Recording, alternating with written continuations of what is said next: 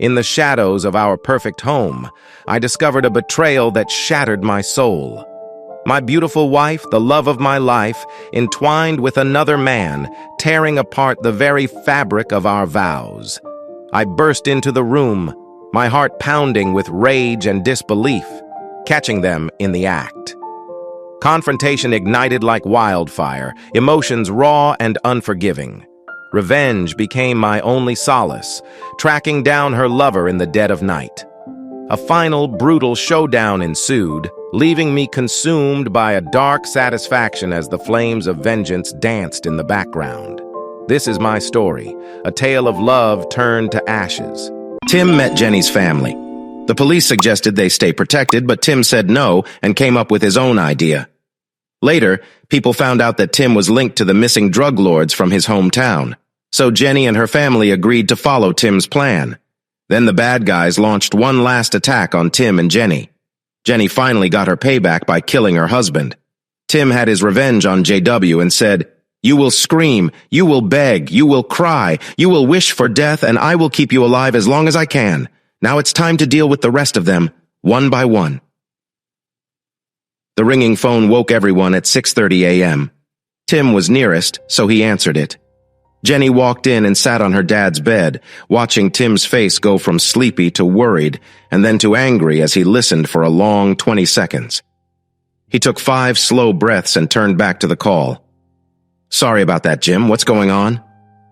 He listened for a few minutes, turning red with anger. "Don't give me that nonsense. I trusted you. I trusted the Texas Rangers. You messed up a simple job.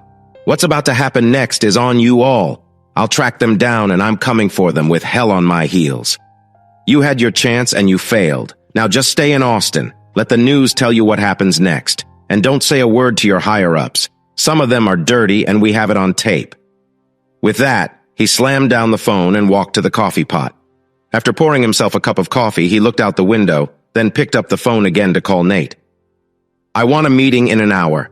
Tell Jesse and Jose to bring the 3 prisoners. I only want you 3, Daniel, Chewy, and Chivo. This is serious." He turned to Jenny and Joe. "Karen and my boys were taken last night. It looks like it was from the inside, and the people in charge don't have a clue. I'll be heading north today after the meeting and questioning. This could get really messy, so it might be best for you to go back to San Antonio. They could come after Jenny, Joe. Take what you need and get ready." Jenny was in shock. She quickly hugged Tim and said, "Oh my God, not your sons. How could this happen?" "They have no good explanation. A ranger was in charge and 2 local deputies were supposed to guard them. All we know is that when the shift change happened at 2 a.m., by 6 a.m., no one was answering calls. They found her parents tied up in the safe house. The ranger isn't answering either. My guess is the ranger, the deputies, and maybe more are involved. My family is being held to keep us quiet about the dirty work that's been going on." "Tim, calm down," Jenny said. "There must be a way to fix this." Tim called his friend in New Braunfels and quickly explained the situation. "I'll need help," he said. His friend agreed to gather some people in the area. Jenny was pacing, worried. Joe was busy packing, telling Jenny to do the same. She hugged him again and rushed to the bedroom. Tim called Deputy Jackson. After a few minutes, Jackson called back. Tim shared his story and asked for help. Jackson said he would take a couple of days off after his shift to assist and spend the day gathering information. Nate arrived early, followed by 3 cars. Everyone was there, including Sheriff Rodriguez. Tim looked at Nate and then at the sheriff. "You probably shouldn't be here." "I don't see any sheriff," said Sheriff Miguel with a grin, looking around. "I'm only here to fish."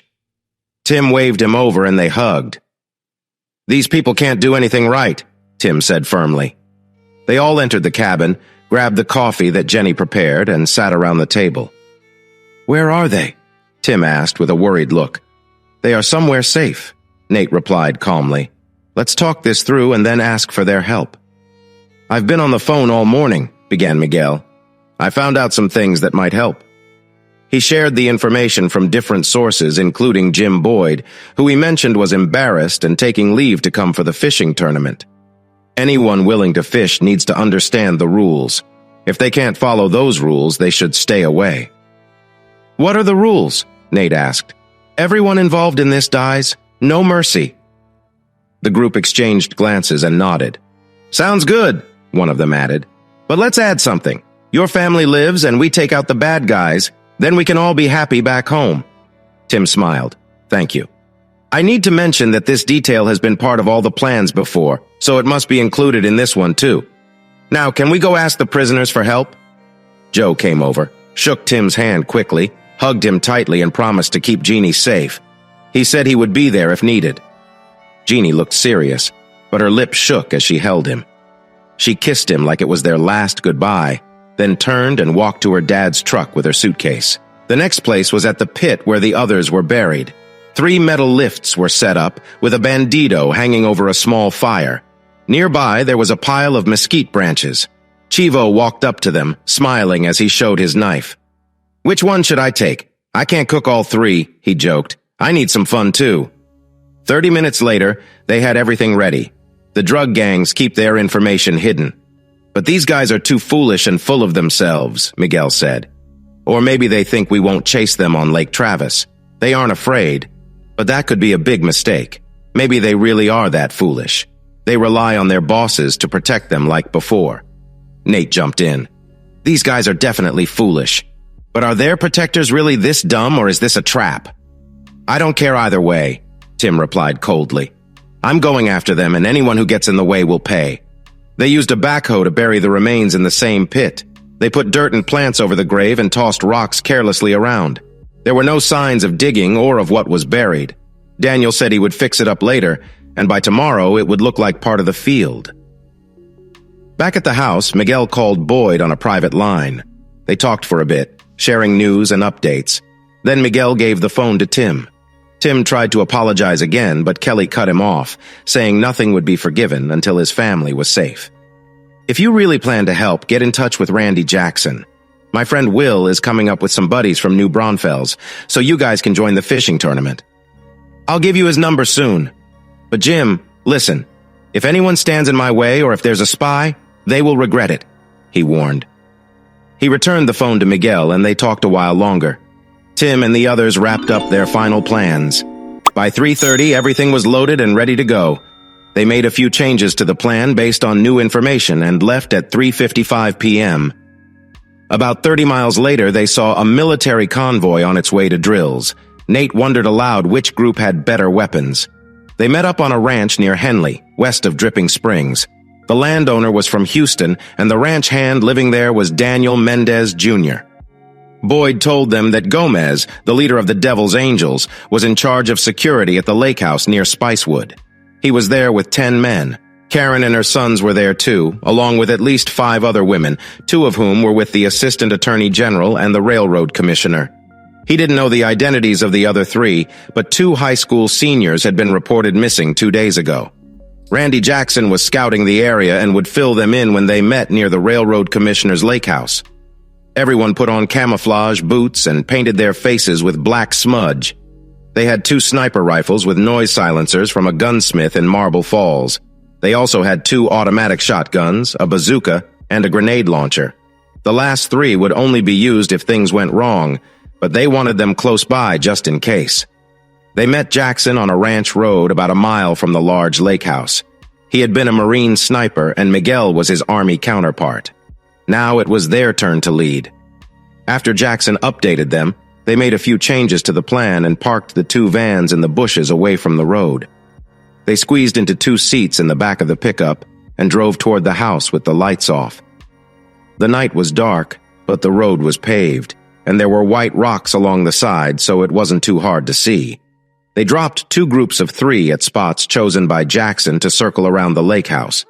The rest of the teams went a quarter-mile further up the hill, turned off the main road onto a pasture road, and parked the truck. Miguel went right with a sniper rifle, while Randy Jackson went left with the other. They wanted their lines of fire to cross so they could cover more area. The distance was easy for them, but they had to take out as many guards as they could as quickly as possible, so waiting for the right moment was just as important as being accurate. Tim, Nate, and the older and younger Mendez moved up the hill quietly, spread out, and used binoculars to find the people inside. The 8 guards outside were not hard to spot. They were well armed with AK-47s, but were careless and undisciplined. They wandered along the stone patio, stopping to chat with each other. Jackson had one sniper rifle and Miguel had the other. They made sure their lines of fire crossed in front of them. Their shots would signal the others to rush out from the bushes across the open area near the stone patio and into the house. The attack would come from the front as well as from the sides. The snipers stayed hidden for a few minutes to help their team. 10 men planned to enter a house on the cliffs by the lake. There was no way in or out to the east. 2 guards talked on the southwest corner, and 2 others stood on the northwest corner when the snipers fired. They heard 2 soft sounds, one from each side. The gun fired once, and the bullet hit the target, making a second sound. The 4 guards fell to the ground. The other guards were walking around when more shots took them down. 3 teams ran across the open area from different sides. They checked the guards and moved over to the patio of the house. They looked through the windows and signaled to each other about how many people they saw inside. There were 6 people on the first floor, all in the living room at the back of the house. Tim noticed 2 girls he didn't recognize. The girls and 4 men were undressed and standing near the bar. Tim went in through the front door. Jesse's team came in from the south, and Jim Boyd's team entered from the north through the patio doors. Tim signaled for Jim's team to watch the stairs while his team moved quickly from the entry hall to the bar. They got closer to the 4 men while Jesse's team moved behind the 2 girls. They aimed their guns at the naked people. The men could see Jesse's team, and the girls could see Tim's. Tim quietly said, "If you scream or make any noise, you will regret it. Do you understand?" They nodded, and he added, "I'm here to find my wife and 2 sons. Where are they?" No one answered. Tim reached behind his neck and pulled out his short sword. He held the blade under the neck of one man who was frozen in place, with Tim's gun still pointed at him. "You have 10 seconds to tell me or you won't speak again. 9, 8. The man said, "They are upstairs." "Upstairs, where exactly?" Tim asked. The man turned his head a little and said, "Kelly." He laughed and added, "You have no idea what you're in for. Let us go and we'll give you the kids. But your wife stays. I doubt you care." Tim replied, "Hello, Sheriff. Fancy meeting you here. Why am I in over my head? It looks like we are in control here." The sheriff laughed. "You don't know who you're dealing with. If you survive tonight, we will find you and everyone you care about. We are more powerful than you think." Tim then slashed the throat of the man in front of him and backhanded the sheriff so hard that it broke his jaw. The sheriff fell to his knees, panic filling his eyes as blood poured out of his mouth. Tim stood over him, stabbed the sword into his neck and twisted it. The sheriff fell over, dead. "We are not doing anything because you're finished, Sheriff," Tim said, then turned to the others with his bloodied sword pointed at one of the girls. "Tell me what I want to know, or I will finish you too." 9, 8. She dropped to her knees and cried, "Please don't kill me. The boys are locked in a small bedroom upstairs. At the end of the hall, turn left. It's all the way down. The blonde girl and the 2 others are with the men in the big bedroom with a glass wall looking out at the lake." Tim looked at the other girl. "How many men are there?" "I think 6, but maybe 9. I didn't see them all. We were with the commissioner and the sheriff." She pointed to a man near Tim. "The commissioner knows. Ask him." Tim turned to the commissioner and pressed his sword against his nose, demanding answers. The commissioner tried to negotiate. "We need to talk about this." Tim pushed the sword into his nose, slicing it. "No deals. Speak or die." The commissioner clutched his face, preparing to scream, but Tim's teammate knocked him out. Tim then turned to the final man who had been silent. "Your turn," Tim said calmly. The man replied, "There are 2 guards with big guns and 8 others. One is the assistant attorney general, one is a Texas Ranger, one is a deputy sheriff, and one is a leader of a cartel. Be careful if you still plan to get your family." Tim pretended to be scared. "Is it the Los Angeles Del Diablo cartel you're talking about?" "Yes. Manuel Gomez and his brother are both up there." The man said, "I have no idea who the women are, but they have stopped screaming, so they might be alive or not. The Gomez brothers are dangerous, but Speth is even worse." "Who are you?" Tim asked. "Someone you don't want to mess with," the man answered. Tim nodded, and his teammate shot him. "Okay, I won't mess with you," Tim said, watching the body fall. "Now, girls, you see what could happen. The commissioner would be dead too, but he knows more about the people behind this trade than we've learned yet." You do too. We were going to check on you and then go upstairs to talk to the men there. You were supposed to lie still, be quiet, and wait for us to come back. If we heard even a peep from you, there would be trouble." Miguel and Randy walked through the front door, alert and carrying 2 shotguns.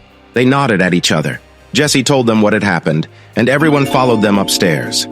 They didn't see any guards as they walked down the hall, but they could hear voices from a bedroom on the right. Tim nodded at Chivo, who moved forward with throwing knives in his hands.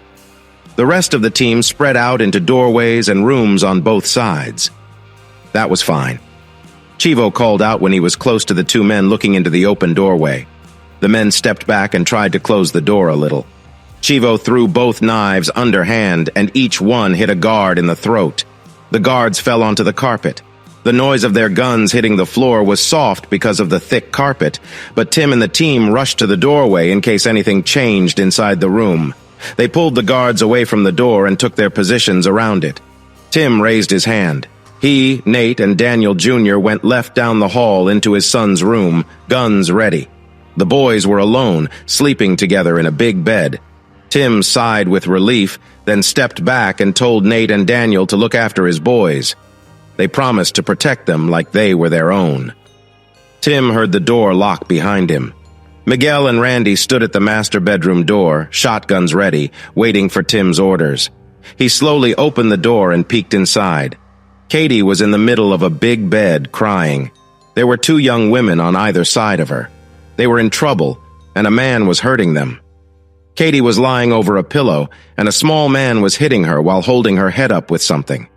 She looked pale and didn't make a sound. The Gomez brothers watched from the window and talked in Spanish. 2 other men stood against the wall watching. One held a video camera, filming what was happening on the bed. Everyone in the room was unclothed. Tim counted how many men there were and where they were located. He opened the door wider, leading his team into the room. He left the Gomez brothers and the other men with the shotguns and rifles and quickly dealt with the closest man with a knife. The second man with a knife tried to back up, but Tim got him too. The man screamed and fell back, bleeding.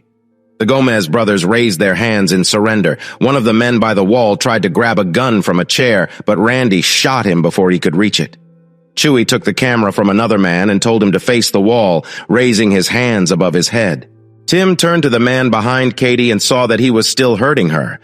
Tim moved closer, and the man saw him and tried to run. He cowered against the headboard.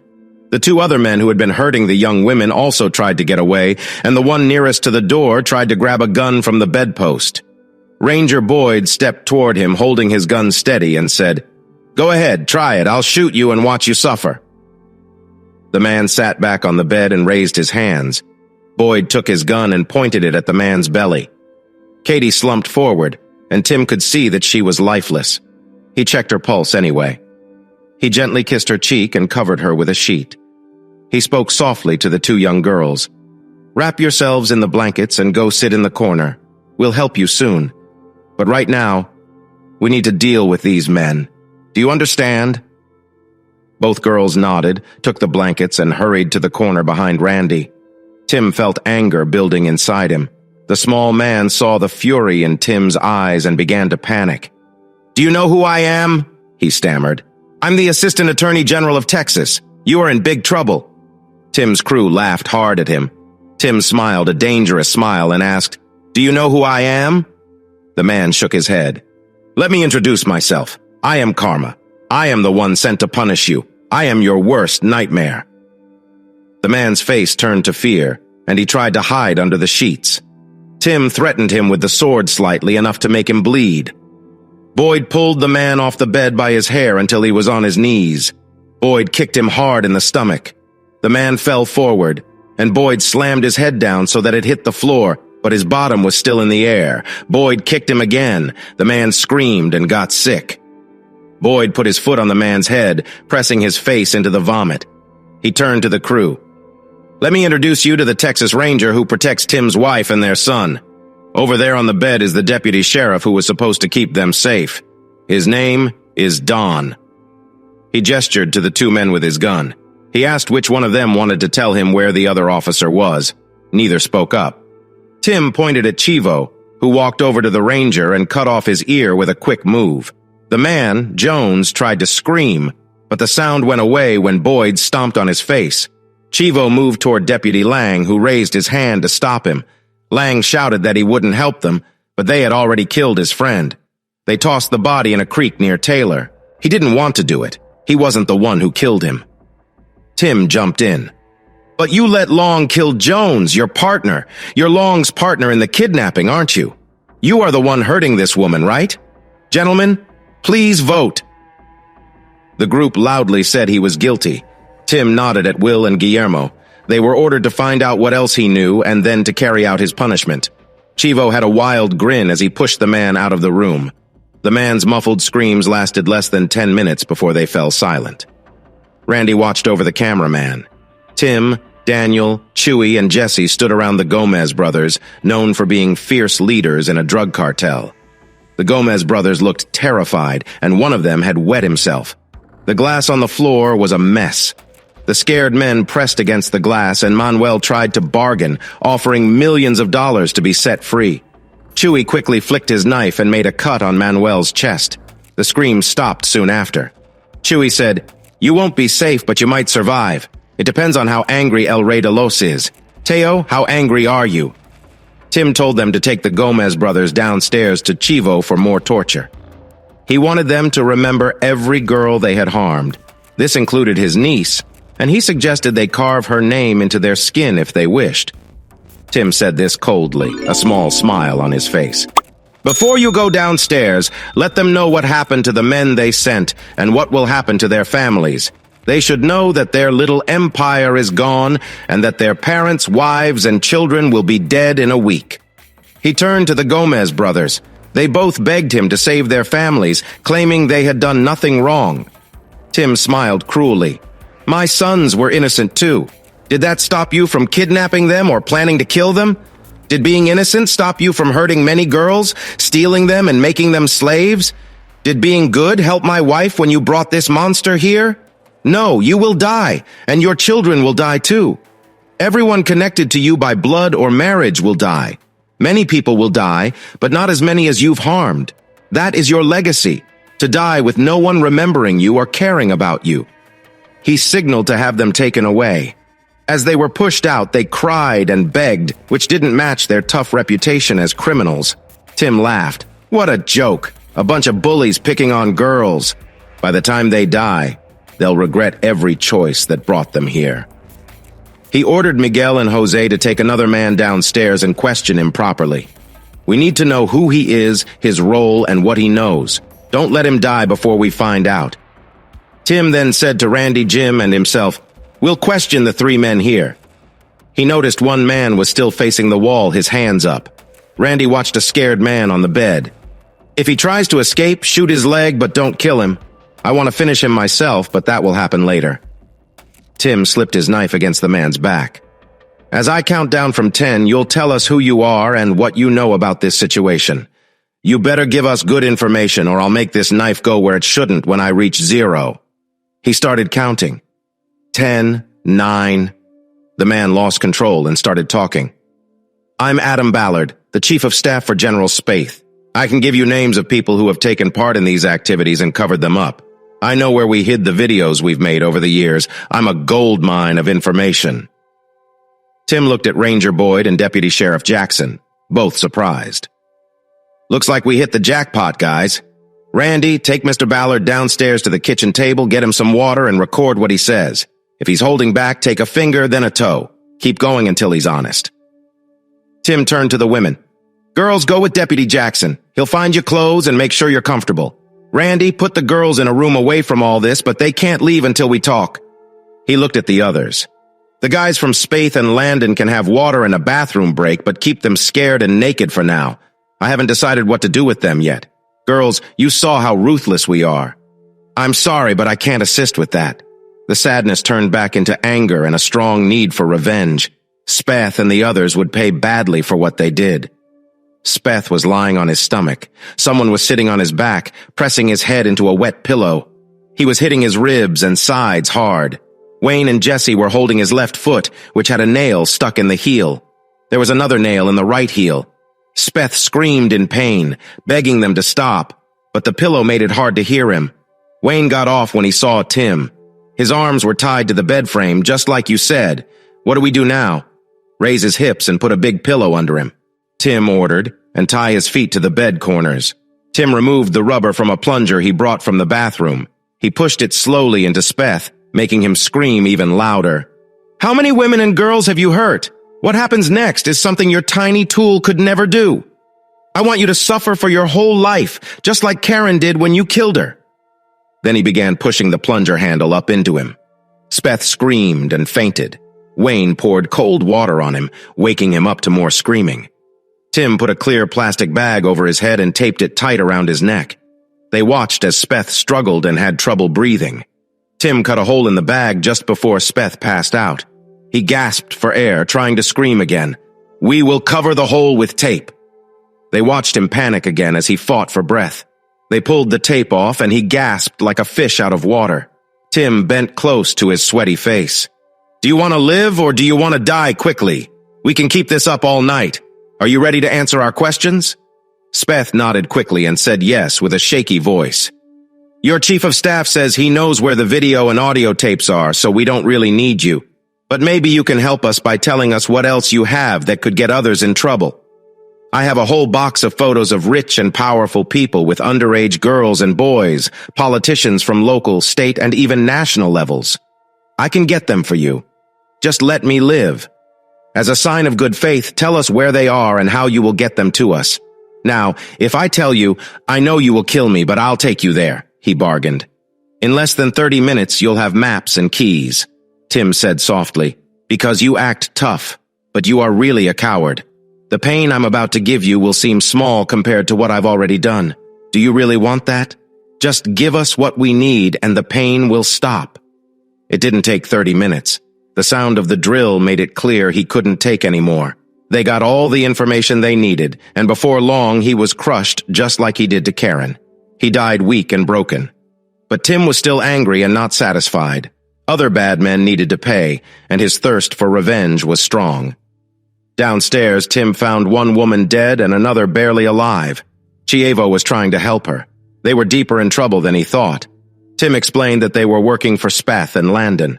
They had drugged and kidnapped girls and sold them to Manuel Gomez.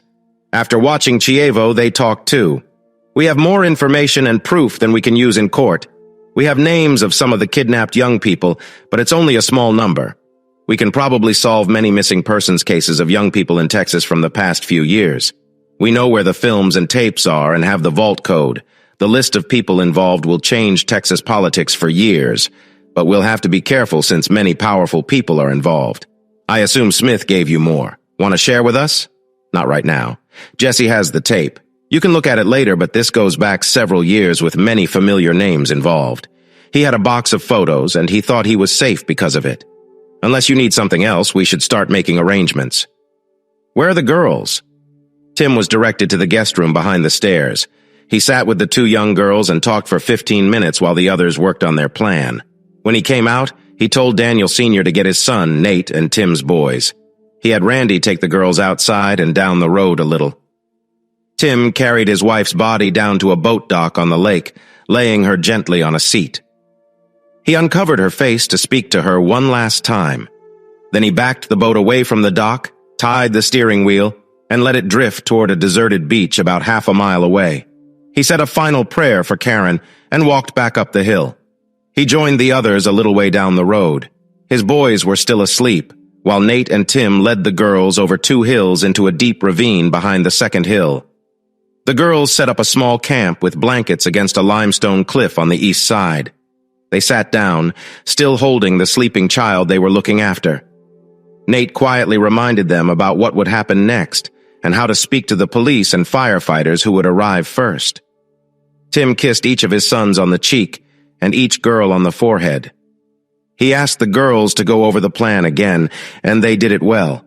Nate told them they were very brave, and he wished to meet them in happier times. The other men were waiting on the road in their vehicles. Nate and Tim packed up and drove away. After about 30 minutes, they arrived at a closed convenience store in a small town. Tim got out and used the payphone to make a call. As they drove, They saw a big fireball and then a glow on the skyline in the northeast. They heard police sirens and watched the firefighters arrive, quickly putting on their gear. The men said a prayer, then drove back to the ranch near Dripping Springs. Later, Nate and Tim sat at Tim's house in Cedar Park, watching the morning news on Austin TV. The news showed live footage of a burning area. The reporter talked about an explosion and a house fire by Lake Travis near Spicewood. A fire investigator was interviewed, but he couldn't share much until the fire cooled and they could check for evidence. It seemed there had been an explosion, maybe from gas, which caused the fire. No news was shared about survivors, and this worried the brothers. They thought the girls and his son should have been mentioned in the news. Tim called the sheriff's office in Karen's hometown. They said they had no new information and thanked him for providing his phone numbers. He called the local police and got the same response. Tim wanted to call Jeannie. Nate wanted to call Linda, but the plan said not to make any calls that could be listened to, so they waited. Their anxious waiting ended just after 9:30. A detective with the Austin Police Department said the boys were at Brackenridge Medical Center in Austin and were physically fine but upset. They were with a social worker and child psychologist. The detective asked Tim to come to the hospital right away. Tim agreed but asked where their mother was. The detective said he had no information about anyone except Tim's sons. Nate drove very fast on US 183, even scaring the crazy drivers on that road. There were no accidents, but the big truck went around slower cars. They sped down the road, covering 20 miles in just 20 minutes. Nate dropped Tim at the emergency entrance and went to find parking. Tim hurried inside to the desk, identified himself, and a call was made. A plainclothes police officer came, introduced himself as Detective Cox, and told Tim to follow him. Nate showed up as they were leaving. Tim introduced Nate as his brother, and they quickly went to the children's floor. The detective knocked on the door of a room where his boys were being cared for. A woman with red hair and a suit opened the door and invited them in. Patrick and Mark were sitting with an older woman in scrubs, facing away from them. When Patrick heard the door open, he turned around, jumped up and yelled, "Daddy!" He rushed over, knocking his chair down. Mark looked confused at first, but then ran over with a big smile, shouting, "Daddy! Daddy! Daddy!" Tim hugged both his sons tightly, shedding tears of joy while they kissed his cheeks and held him over and over. Nate stayed back with the detective and the woman. Tim spun his boys around, showering them with kisses.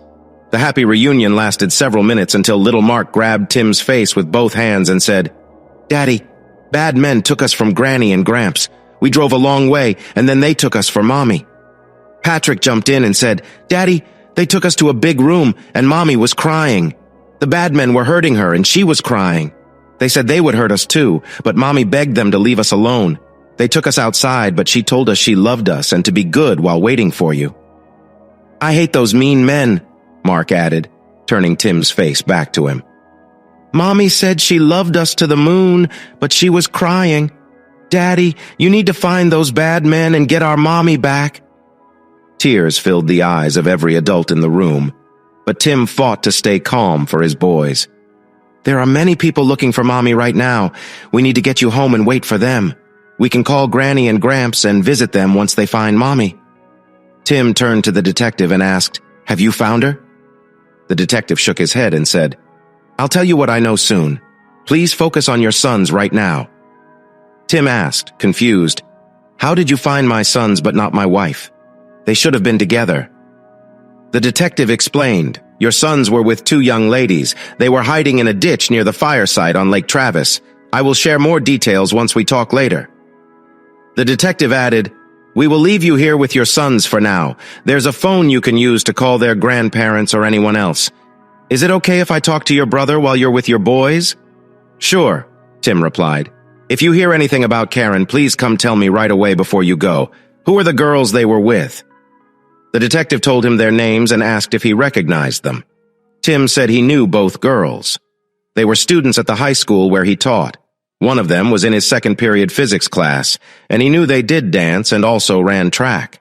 As far as he knew, they had never babysat for his sons, so he wondered why they were with the boys in such a strange place instead of his wife. Cox promised again that he would share what he knew later.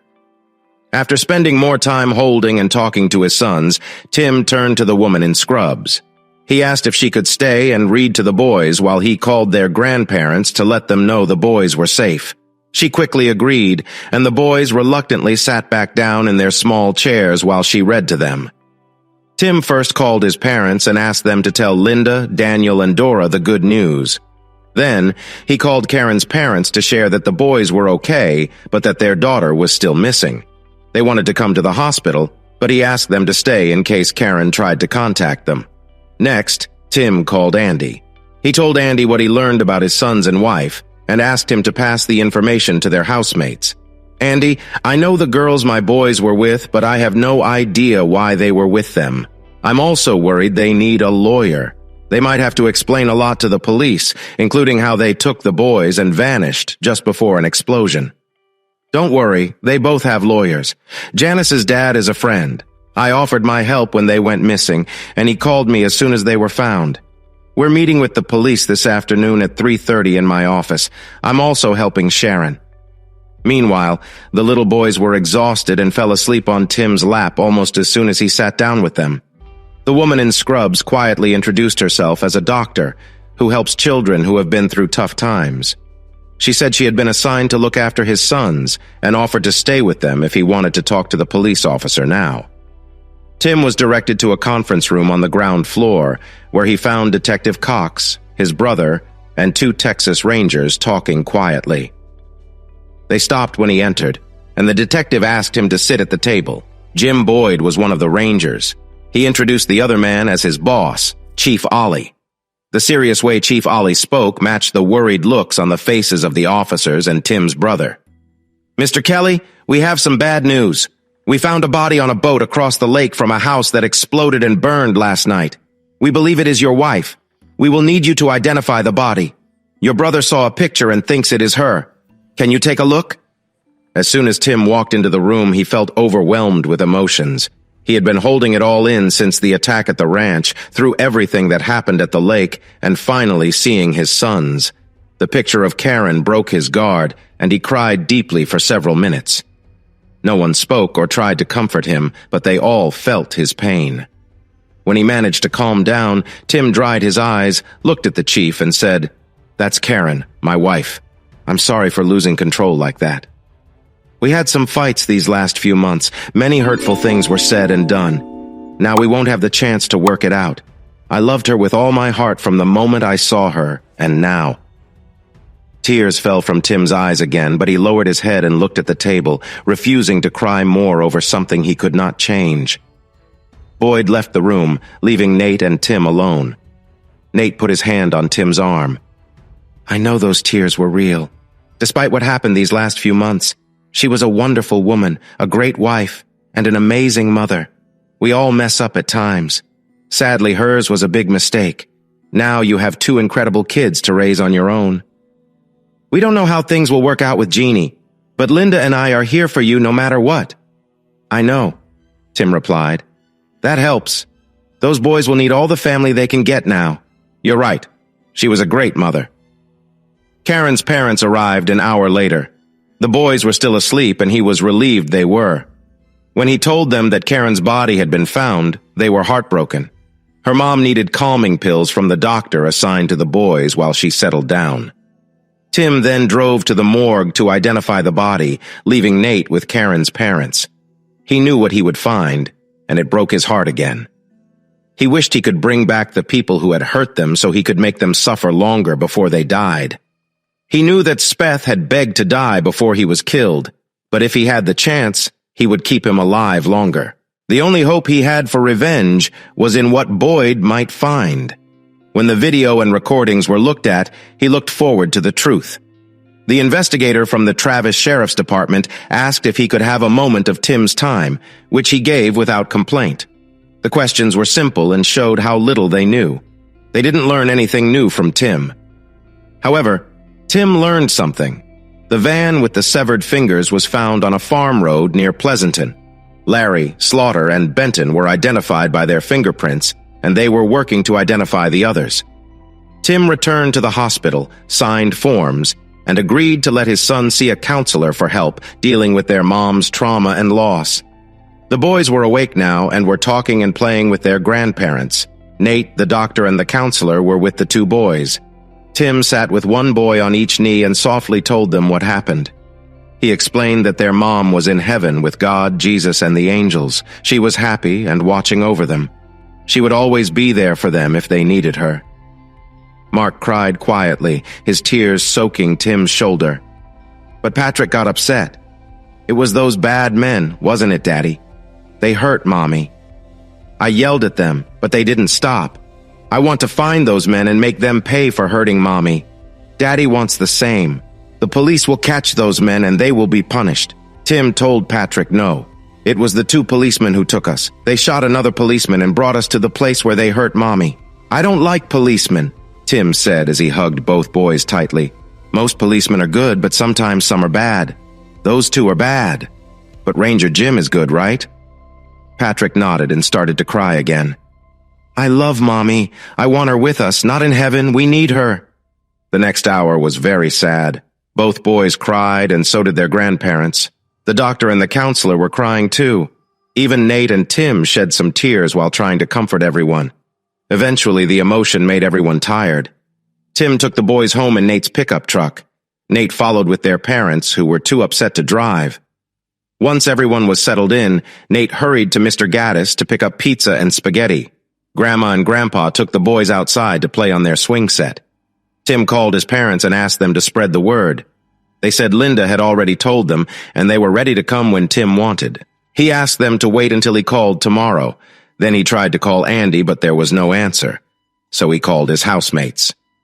Jimmy told him Andy was meeting with two girls, their parents, and the investigator for their case. He also said that Jim Boyd had gotten a warrant to search a government office, and he was there now with another ranger he trusted. Jimmy asked Tim to stay at his house and promised to keep him updated. Tim thought for a moment, knowing the next call might be difficult, but he called anyway. Jeannie answered, "Hello?" Tim paused for a second. He spoke formally, saying, "Jeannie, this is Tim. I want to say I'm sorry that your husband has died." Jeannie took a moment and replied, "Thank you, Tim. I heard that Karen has also passed away. I'm really sorry about that. I know you and your sons are heartbroken. Is there anything I can do to help?" Tim heard her voice and wanted to rush to her. He longed for her kindness and support, but he couldn't do that right now. So he declined her offer and made sure to say he hoped to offer his condolences in person someday. She asked about the funeral plans. Tim said it was too soon to talk about that because they needed to perform an autopsy before they could release her body. He asked about Larry. Jeannie said his parents were planning a memorial in Chicago for family, but nothing was arranged in Texas because his body had not been found. They promised to keep each other updated and hung up. They didn't say anything that could raise suspicion if someone was listening in on their call, but it felt like an unsatisfying conversation. The smell of bacon frying and coffee brewing woke Nate and Karen's parents. The boys were playing in the living room. They weren't as sad, but they weren't their happy selves either. Breakfast of eggs, bacon, biscuits, milk, and coffee with friendly talk started the day well. After sending the boys outside to play, Grandma went back inside and asked Nate to find out if they had learned anything new. He nodded and picked up the phone. His first call was to the coroner, who said the body would likely be ready for release tomorrow. Next, he called the sheriff's department investigator, but there was no new information. The third call came from Jim Boyd, who asked when Tim and the other investigator could meet him. Tim said they could meet, but in a safe place. Boyd suggested the Horseman residence in an hour. Tim told his in-laws he needed to meet with the Texas Rangers about their daughter's death. Tim and Nate drove to Northwest Austin. They met around the Horseman's dining room table, with Boyd and Terry sitting across from Tim and Nate. Jimmy, Patty, and Andy sat at the ends of the big table and listened in. Boyd let Ranger Terry lead the questions, which are usual for police interviews. Tim answered clearly and confidently without needing help from the three lawyers present. This made Terry believe Tim didn't have anything to hide. Boyd asked a few questions of Nate, but he pretended not to know anything more than what Tim had shared. Ranger Terry left at 4:30, saying he had promised to attend his daughter's cheerleading tryouts at 6. After he left, Boyd checked the room for hidden microphones while the others talked and then joined them again. Boyd asked the lawyers if Nate is also their client. Nate took out 3 $20 bills and handed one to each lawyer. They all said Nate was fine. Tim and Nate said they would keep this conversation private. Boyd continued, based on information from Andy's clients. Ranger Terry and I executed a search warrant at a state office. What we found was very troubling, to say the least. I can't share details, but we made copies and gave the originals to a trusted friend at the FBI. We placed the copies in different spots because we weren't sure how the fibers will react when they check the evidence. We know that many important people could be in trouble, and they will do anything they can to keep this quiet. Some might make deals. Some could resign, and some may escape being punished, or they might go after everyone involved. Terry and I will be ready and alert at all times, and I suggest you do the same. Tim, no one knows what part you had in this, but your name is linked to it, so be careful. Now, can I have a few minutes alone with the brothers? I promise not to ask hard questions. The lawyers left the room and shut the door. Tim, did you ever watch the videos you got from Roger's house? Most, not all, Tim replied. Why? We need to watch them now if you still have them. This mess started before Karen and includes many more women. It reaches the highest parts of the state and even into federal levels. There are names everyone knows from sports, movies, and business. If any of them are in those videos, we need to find out, Boyd told him urgently. Can we trust all 3 lawyers, or do we need to go somewhere else? Tim assured him that they had already seen many of the videos and were completely trustworthy. The laughter faded when they entered the den with serious looks on their faces. Jimmy got the videos from his safe and they looked at the titles, trying to find hints about what was on them. 2 unlabeled tapes were wrapped together in plastic. They looked used, but Tim thought they were only partly watched or rewound. So they put one in, rewound it, and hit play. Both tapes were recorded in a long format, meaning they could run for over 400 minutes each. After watching for an hour, they knew that the videos showed encounters happening one after the other. To find out who was involved, they would need to watch them all. One thing was clear. The claims that rich and powerful people were deeply involved were true. Tim needed to get back to his family, and Boyd did too. They asked the people in the house to make 3 copies, keep the originals and 1 copy safe, and give one to Tim and one to Jim Boyd. They agreed and said that they would keep the copies locked up until they could be watched by everyone later. Before leaving, Sharon, Jana, and their parents agreed to keep the 3 of them updated. Can we borrow your office? 30 minutes later, they were on their way home, happy that the girls' meeting with the sheriff's investigators went well. The house was lively when Nate and Tim got there. The boys were busy having fun with his parents, his sister Jan and her husband Gary, and Nate's wife Linda. Karen's parents were making hamburgers with all the fixings while Grandpa Paul tended the grill and Granny Beth washed, sliced, and arranged everything on trays. Paul and Beth had already received condolences before Tim arrived. His family loved to hug, and there were plenty of tears during the hugs, especially from his mother. Linda gave him a big hug and whispered that she loved him and his boys and to take care of each other. After the meal and cleanup, everyone gathered in the living room to watch the boys play and talk. Their grandmothers gave them baths at 7:30, and their dad read them a story before bed. He didn't finish before they fell fast asleep. Tim returned to the grown-up talk and was about to sit down when the phone rang. He answered it in the kitchen and was surprised to hear, "Hey, Primo, it's good to hear your voice. It's been a while." Tim stepped back into the doorway and signaled for Nate to come over. "Good evening, Primo Martin. How are you?" Nate perked up when he heard the name. Tim held the phone so Nate could hear. "I'm doing okay," Martin replied. "Unlike a lot of your friends in an Imago house, Texas can be a dangerous place. For some people. For others, not so much," Tim said. "I'm very sorry about KJ. He lost a beautiful wife," Martin said sadly. "She was a lovely woman and a good mother to your sons. I know you and I had nothing to do with it, even though someone tried to make it look like we did. The caverns needed to be stopped, and from what I'm hearing, it seems like some drug deal went wrong. I never thought of you as part of it, though. I'm sure you were in Mexico at your house," Martin continued. "No, I was there, and our local contact was not involved either, but we are friends. You know I would never hurt your family," Tim said quickly. They both knew their words were careful, but that was how things needed to be said because Martin was about to make a proposal. I guess the person who cut up the bodies thought they could blame some Mexican gang and confuse the police.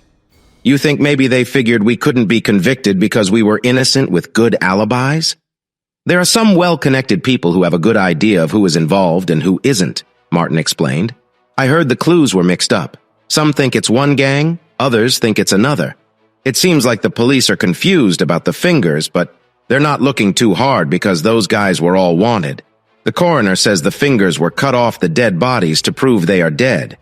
I don't know a lot about what happened by the lake, but it sounds like they're just trying to figure out who the remains belong to. You don't know, do you?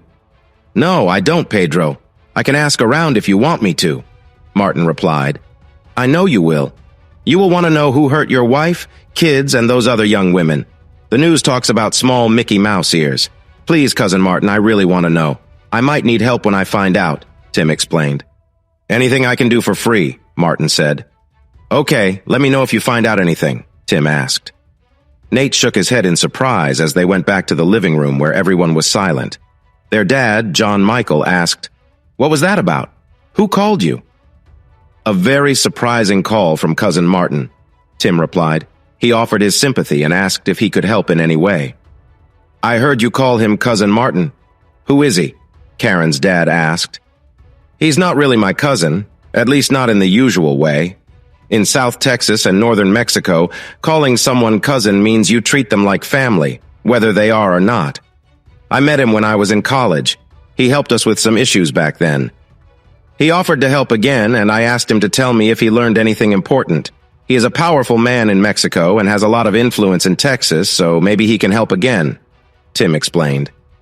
In the living room, Nate, Tim, and their dad were having coffee and speaking quietly while watching the news at a low volume when Tim suddenly sat up and turned the volume up a bit. The Attorney General was giving an update on the fire, which he had shared just before the 10 p.m. news. He praised a man named Og Spaeth, calling him brave and promising to find those responsible for his death. Tim looked at Nate in disbelief. So, this is how they are going to handle it. They have the tape. They know exactly what happened. That's it. I'm done with them. Time to take action, Tim said, and walked into the kitchen to call Jim Boyd. Good morning. I was expecting your call since last night, Jim said. Before you start, can you meet me for breakfast at that little place we both like? We need to talk. Tim agreed and got dressed. I'm meeting the ranger in charge of the investigation. I'll be back in an hour or I'll call you, he said. Tim took a longer route to make sure no one was following him. Jim was sitting in the last booth at the back with 2 cups of coffee. Tim started to speak, but Jim interrupted him. Just listen to me first, and then I'll listen to you. Tim nodded, and Jim continued. Many important people are in trouble, and they are sticking together. I'm not sure how much I can do. Do you have any ideas? I do, Tim replied. I was ready for this. Do you want to know, or would you rather stay out of it? In for a penny, in for a pound, my friend. What's your plan? Jim asked. Tim nodded and looked around to ensure no one could see him speaking before sharing his plan. I have a friend from college who is rising in television news. She is hardworking and passionate about protecting our freedoms. She won't back down from a tough story. I'm going to give her some important video and audio. This will help her build an audience, and then I'll give her more information. When will the Attorney General speak again? Jim asked. Not until Thursday morning at 11 unless we give him something earlier, Jim replied. Don't do that, Tim warned. That will work perfectly. She will be in Austin for the press conference, I promise. Will the other law enforcement officers be with him? Jim asked. Yes and no. I'm second in charge in case they need someone to blame, but I'm being told what I can and cannot do. I'm not important enough to be on stage with them. Well, good. That means you have about 75 hours to find a safe place, Tim said. The Attorney General took the microphone and began his speech. He was surrounded by important figures like the DPS chief and some strong lawmakers. He praised the OC police chief again and offered to answer questions from his favorite reporters. At first, the soft questions came from his supporters, and he answered smoothly. But then Carolyn fired a series of tough questions, which made the Attorney General even more nervous. He tried to brush off her questions as wrong and unfair, but other reporters clearly knew about the situation too, and he was not given any easy time. By the time his PR person pulled him off the stage because he had other appointments, the situation had gotten messy. As he left the stage, the lieutenant governor pulled him aside and told him to follow him for a meeting. Unfortunately for him, when he reached his office, his wife was on the phone yelling about a video she had received. She was so angry that he could barely understand her, but he did catch her final words. "How could you? You have daughters." He hung up, looked around at the group of men and said, ignoring his female secretary, "We're in big trouble because of that call." Now, their meeting shifted focus from how to discredit the reporter and find out where she got her information to how to save their jobs, their power, or their homes. That very day, edited videos showing the faces of older men but not the girls began airing on the Houston station where Carolyn worked. Some familiar faces included Aggie Spaeth from AG West, Lieutenant Governor Daniels, and various leaders in the legislature. A few days later, business tycoons had their turn in the spotlight, along with a senator and 3 members of Congress. At this time, news about the scandals in Texas was all over the country. Feminists and religious leaders called for accountability. Some religious leaders stepped back from the call for punishment when videos of their actions were made public. One feminist leader even left the country right before her own video came out.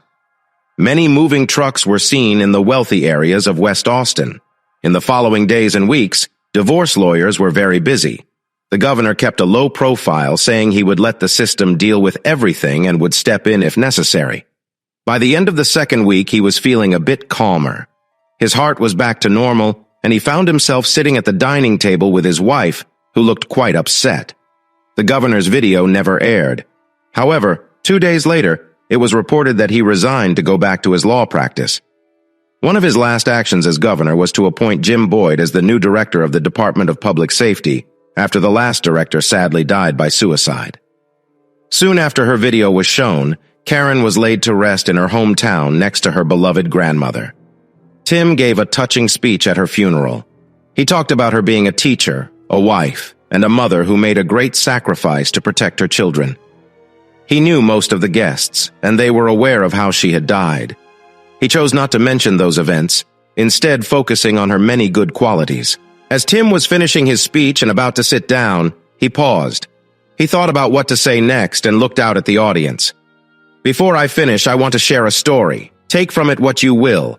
I'll call this story Too Magnificent." There was a rancher in South Texas who cared deeply for the animals on his land. He made sure the wildlife had enough food even during the hot, dry summer, feeding grain to the quail and protein to the deer year-round. Because he provided for them, the animals thrived. Within 5 years, he had the healthiest deer herd in the area. One young buck stood out to him. He watched as the buck grew, and when it reached the age of 5 years, it had impressive antlers with 14 points and a span of over 36 inches. This buck ruled over the herd, mating with does and passing on its strong genes. At age 5, the rancher counted 16 points and believed it would break records for typical bucks with 8 points on each side. News spread about this remarkable buck. Rich hunters approached the rancher, eager to pay a lot of money to hunt the trophy. The rancher refused, knowing the young buck would breed for years before slowing down. The wealthy hunters kept trying, but he stood firm, which made them angry as they weren't used to being turned down. There were other threats, like road hunters who wandered near his ranch. The buck was wise and learned to avoid the road after seeing other young bucks get killed. The number of road hunters dropped after they were shot at one night. They complained to the police, but the police questioned why they were there at that hour. Eventually, the rich and powerful man grew tired of the rancher's refusal. He hired criminals to break the fence and kill the trophy buck. While the rancher was away with his wife, the majestic head was cut off and the trophy was taken. Yet the rancher continued to search for the criminals and got them to reveal who had paid them to do this. The rich man was arrested, and the buck's head was returned to the rancher, who cried over the future the animal would have had and the fawns it would never bring into the world. The rich man's lawyers got all the charges dropped, and he went back to his old habits. In the end, however, karma caught up to him. He was killed by a stray bullet in a hunting accident not far from the ranch where he had taken the buck. Many lessons can be drawn from this story, and I hope you think about them. But one point I want to leave you with is that it is possible to be too wonderful in a world where rich trophy hunters have so much power. We should be more like the rancher. We must stay aware and not bow down to those who are wealthy and powerful, many of whom got their wealth through questionable actions. Those who do wrong should not be admired. Their greed must be challenged. There are good rich people who use their wealth to help others, not harm them. When the wealthy seek even more wealth at the expense of good people, and when they purchase political favors, that is not democracy. It is plutocracy. We need to resist and fight against them and their betrayal of our democratic values. They buy political positions and then make laws that serve only themselves, harming us in the process. We must not allow these unethical people to control our state and country by purchasing our votes or the votes of those who represent us. My wife's wish was for us, the people, to take back control of our government. We should never choose leaders who rule with strictness until they are exposed for their wrongdoings. Keep this in mind when you vote in the upcoming special elections to fill the spots of the bad men who had to leave when they were revealed. Think about it again in the fall elections, when we can change the path of our state and country. Karen will be sadly missed by her family and friends, but whether her brave death mattered will depend on the choices we make together. God bless Karen. God bless and guide us. Thank you for being here. A heavy silence fell as Tim sat down. Jeannie looked out the window of her dad's SUV, watching the trees race by as they drove east to I-35 and then north to San Antonio. She seemed calm, but her face was serious, her body still, and her eyes focused. "A penny for your thoughts," her dad suggested. "I bet they are the same as yours, Dad. Worry for Tim's boys and wife, worry for Tim and the ones going with him, anger at those who caused this." "Sound about right?" she said without turning her head. "Pretty much. Add a lot of prayer and we're close. You know he has to do this right, honey?" "I know, Dad." After hearing the confessions and then watching a ranger and deputy take his children and Karen, he knows he can't trust anyone else. "I understand that, but it doesn't make it easier, does it?" It was quiet again as the lights of San Antonio got brighter and the ranch faded away. Jenny leaned her seat back, put her bare feet on the dashboard, and thought about the awful memory. In that moment, she remembered how she had hurt her husband. In the heat of the fight, the shotgun had seemed so easy to set aside, but now those memories crawled back.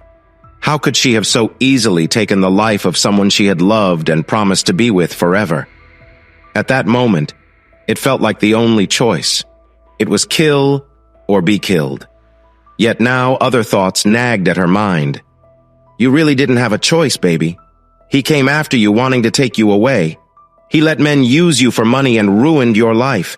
Yes, he was your husband, but he gave that up when he cheated on you and hurt you for not believing his lies. If you hadn't pulled the trigger, he would have killed him, maybe even me, and taken you too. Don't let doubts creep in. You had no choice." She understood that. Hearing her dad say it out loud helped a little. She returned her thoughts to Tim and his urgent mission. The possibilities scared her. She forced herself to think about them. He could be successful, rescue his wife and kids and bring them to safety. If that happened, would he go back to Karen? That thought hurt her heart because she knew she cared for him. He might save his family but get caught by people in power who wouldn't want the truth to come out. He could find his family dead, kill everyone responsible, and spend his life in prison. His claims could be tossed aside by the corrupt leaders who have power. He could die trying. The only good ending she could imagine was that he safely brings his family home, leaves Karen, marries her, and they live happily ever after. That made her smile, but just for a moment. The chances seemed slim. Once they got home, Joe parked in the garage and shut the doors, stepping out of the car with his gun in hand, making her follow him. Amelia and Kathy were waiting just inside. They hugged and exchanged warm words. Joe turned to his younger daughter, holding her arms gently but firmly, and asked, "Did you see the checkpoints as we got near the neighborhood? Jeannie, did you see the quick flash from the trees as we drove towards the house?" She looked confused and shook her head. "Those are my people. But what if they weren't? I don't like that we are in this situation. You have to stay alert." Your life and our lives may depend on it. We don't know who they are or what they know, but they know you were Larry's wife, and they put a bounty on you. What happened in South Texas doesn't change that. You are still in great danger, and because of that, so are your sister, mother, father, and anyone with you. The threat didn't go away just because some are gone. If anything, the price on your head has gone up, and mine too. Your mom and sister could be in danger. We are just good targets and nothing more. But we must think that the people in power still want you for the same reasons. I hate to say this when you're feeling low, but you can't afford to stumble through these times in a fog of regret and fear. We need Jeannie from the ranch, not our little princess. Jeannie hugged her dad tightly and cried. Her mom and sister joined in and held her close as her dad stroked her hair and told her to let it all out because she would need to be strong today, tonight, and for the days ahead. She didn't realize she had this many tears inside her, but after a few minutes of crying, she felt a strange sense of calm and resolution start to settle in her. Her mom and Kathy had stopped crying and were just holding her. Finally, she let go of her dad, straightened up, and said, "Thank you, my dear family. I really needed that. I guess I had to let that out to face the awful past month and the uncertain present and future. Mom, Kathy, let's sit around the kitchen table and talk about what's going on." The update lasted over an hour because Jeannie and Joe were very open and honest about what happened.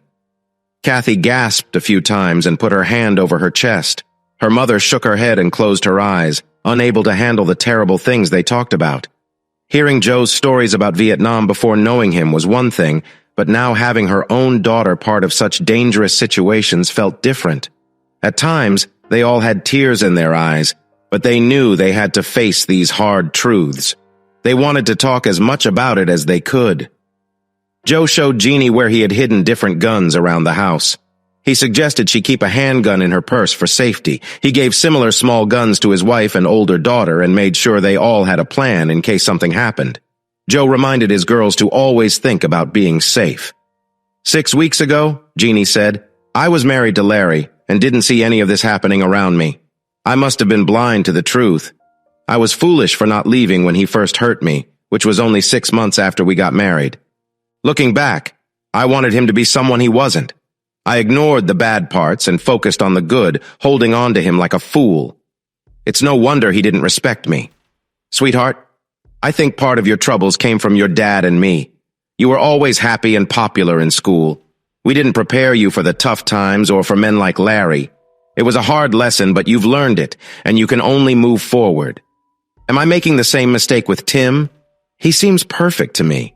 Am I imagining good things about him like I did with Larry? I hope not, because I've never felt so much for anyone before, but I need to hear what others think. Kathy shook her head. Alan says he's a good guy, and I feel like he really cares about you. Amelia put her hand on her daughter's arm and said, I don't know Tim very well, but there are things about him I never saw in Larry. We thought Larry would become a good husband and eventually a good father, but he didn't change. He just tried to control you instead of building a real relationship in your marriage. We were worried about all of you. I don't see any of those issues with Tim, but Joe knows him better. Joe, don't compare your ex-husband to Tim, Jeannie. They are very different. As your mother said, Larry was a fake. He seemed like a good man, but he had no real values or courage. Tim has all those qualities, maybe even too much. When I see you two together, it's clear there is a strong connection. Really, it seems like a lightning bolt between you. He paused to smile at his daughter, who blushed at the thought of that connection. But go slow. He chuckled. Or as slowly as you can. When you two are together, it's like a whirlwind sweeping everyone up. I should have kept you apart, but it's hard to ignore how you feel together. Well, that's all in the past. Now we need to hope that Tim and his team are safe and can move forward. I honestly can't tell what will happen next, especially for Tim, who is in a situation he didn't create. I know you love each other, but love alone might not be enough. With that, I see we are talking about things we cannot control.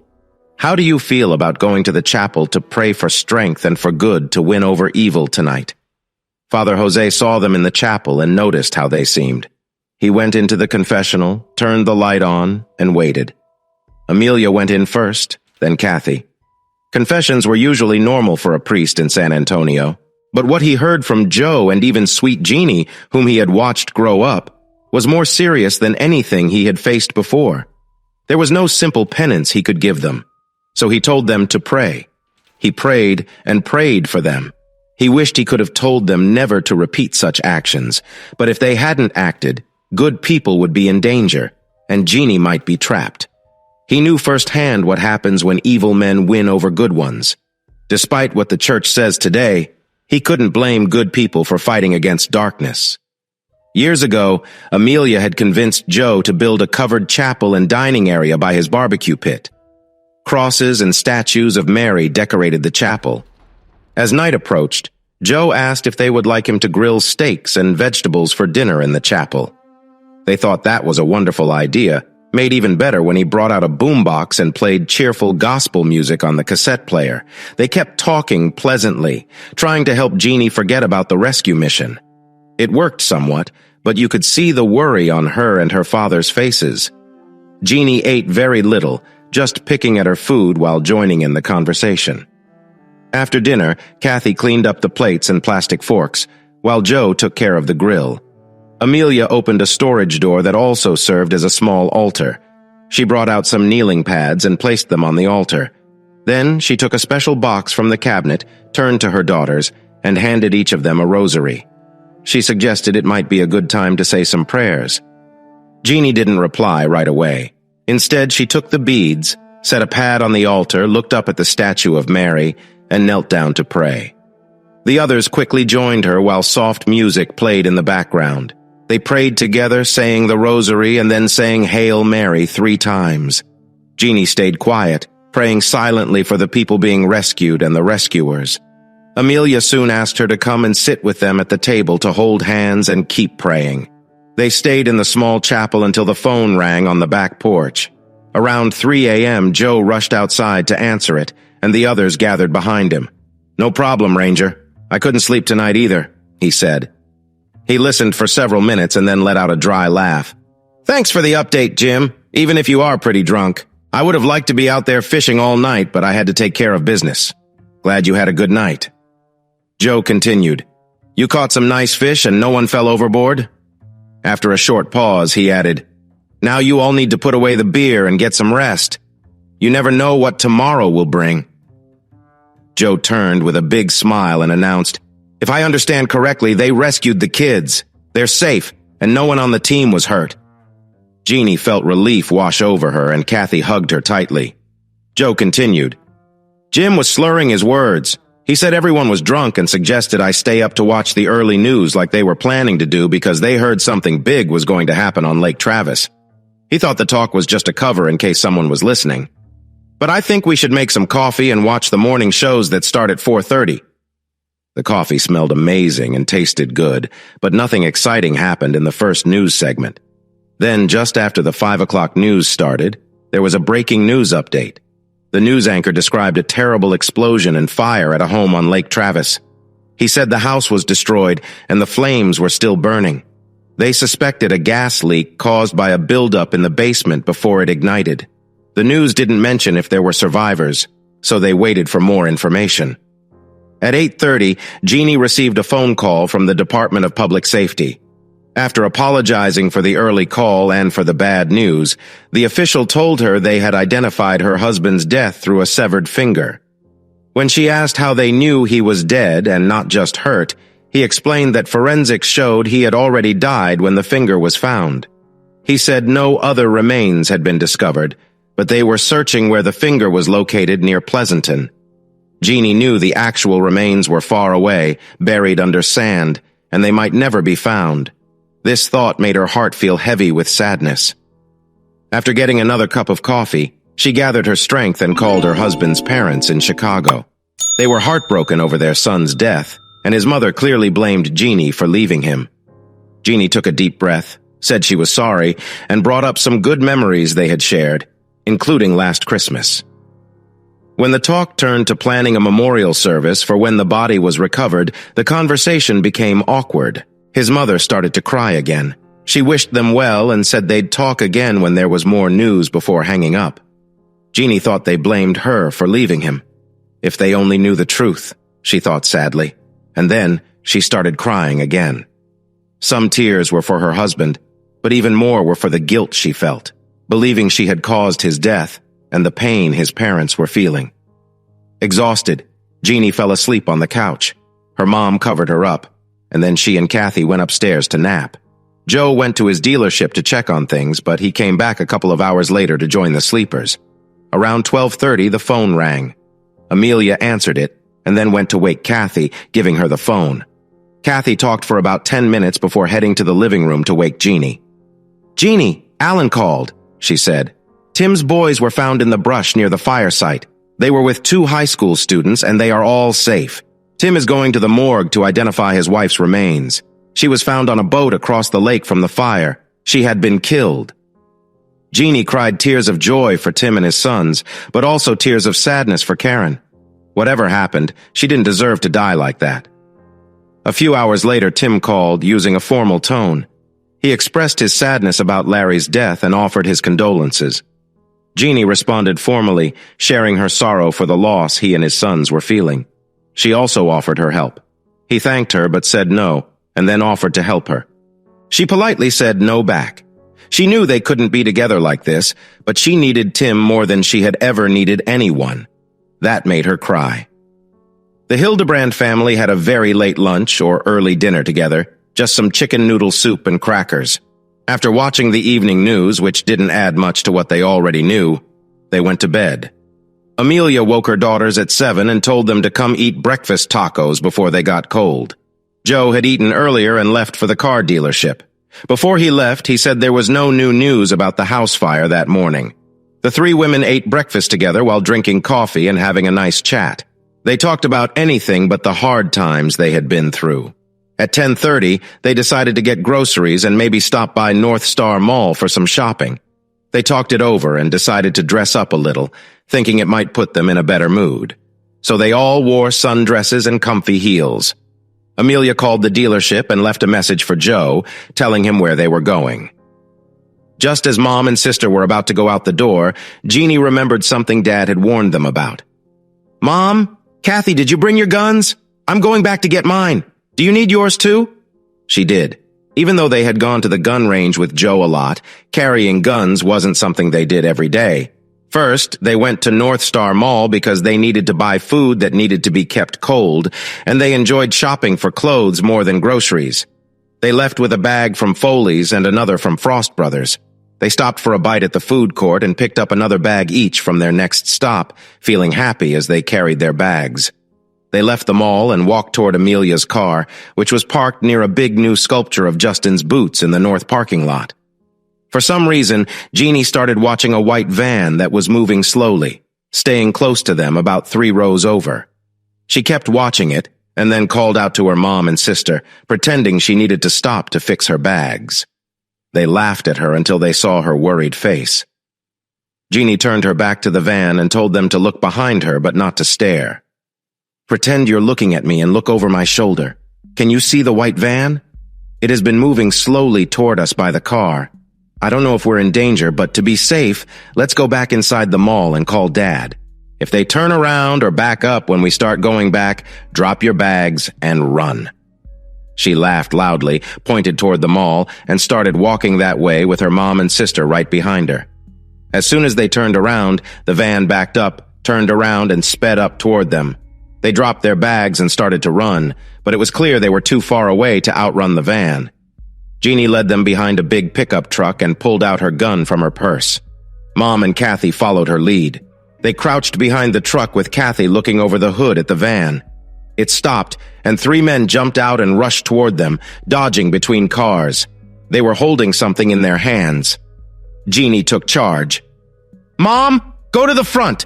You take the one on the right. Kathy, you can see over the hood. Take the one in the middle. I'll go behind the truck and take the one on the left. Wait until they come out around the trucks to shoot." The men only seemed focused on getting to them. The first man came out, and Amelia fired. A moment later, Kathy fired too. The man on the left stopped and shot at the truck, breaking glass but not hitting anyone. Jeannie shot him in the chest, and when he didn't go down, she shot him again. The van had turned down the road toward the mall when it saw the women shooting at them and sped up. Jeannie moved to the back corner of the truck to get a shot at the driver. Amelia and Kathy got ready to shoot at the van. Jeannie noticed the man her mom shot was trying to grab his gun on the ground. She shot at him, hitting him in the shoulder, and yelled that if he moved again, she would shoot him. A rifle appeared from the passenger window of the van, and the man leaned out to aim. "Shoot the driver!" Jeannie yelled, and she shot twice at the man with the rifle. She heard 4 more shots, and the van swerved, hitting the corner of a parked Lincoln car. It was silent for a moment, and then a man jumped out of the sliding door with a machine gun and shot at their truck. When he stopped shooting and started running, Jeannie steadied herself and fired, hitting him in the back. He fell to the ground, screaming in pain. Mall security and a police car arrived quickly, within a minute. The women stayed crouched behind the truck, unsure if there were more gunmen or if the ones they shot were pretending. The police yelled for everyone to come out with their hands in the air, but Amelia shouted back, "We're not coming out until you check the van and the men who are hurt by us. They shot at us and tried to take us. We don't know if it's safe yet." 2 more police cars pulled up around the crime scene. Nobody forced the people to come out, but a sergeant with a loudspeaker warned them to put down their guns. Only then would the officers check the van and help those lying on the ground. They placed their guns on the pavement and raised their hands but stayed behind the truck. 2 officers moved in quickly to look at the van. One officer checked the man lying in the street who was groaning in pain, while 2 other officers checked the men closest to the women.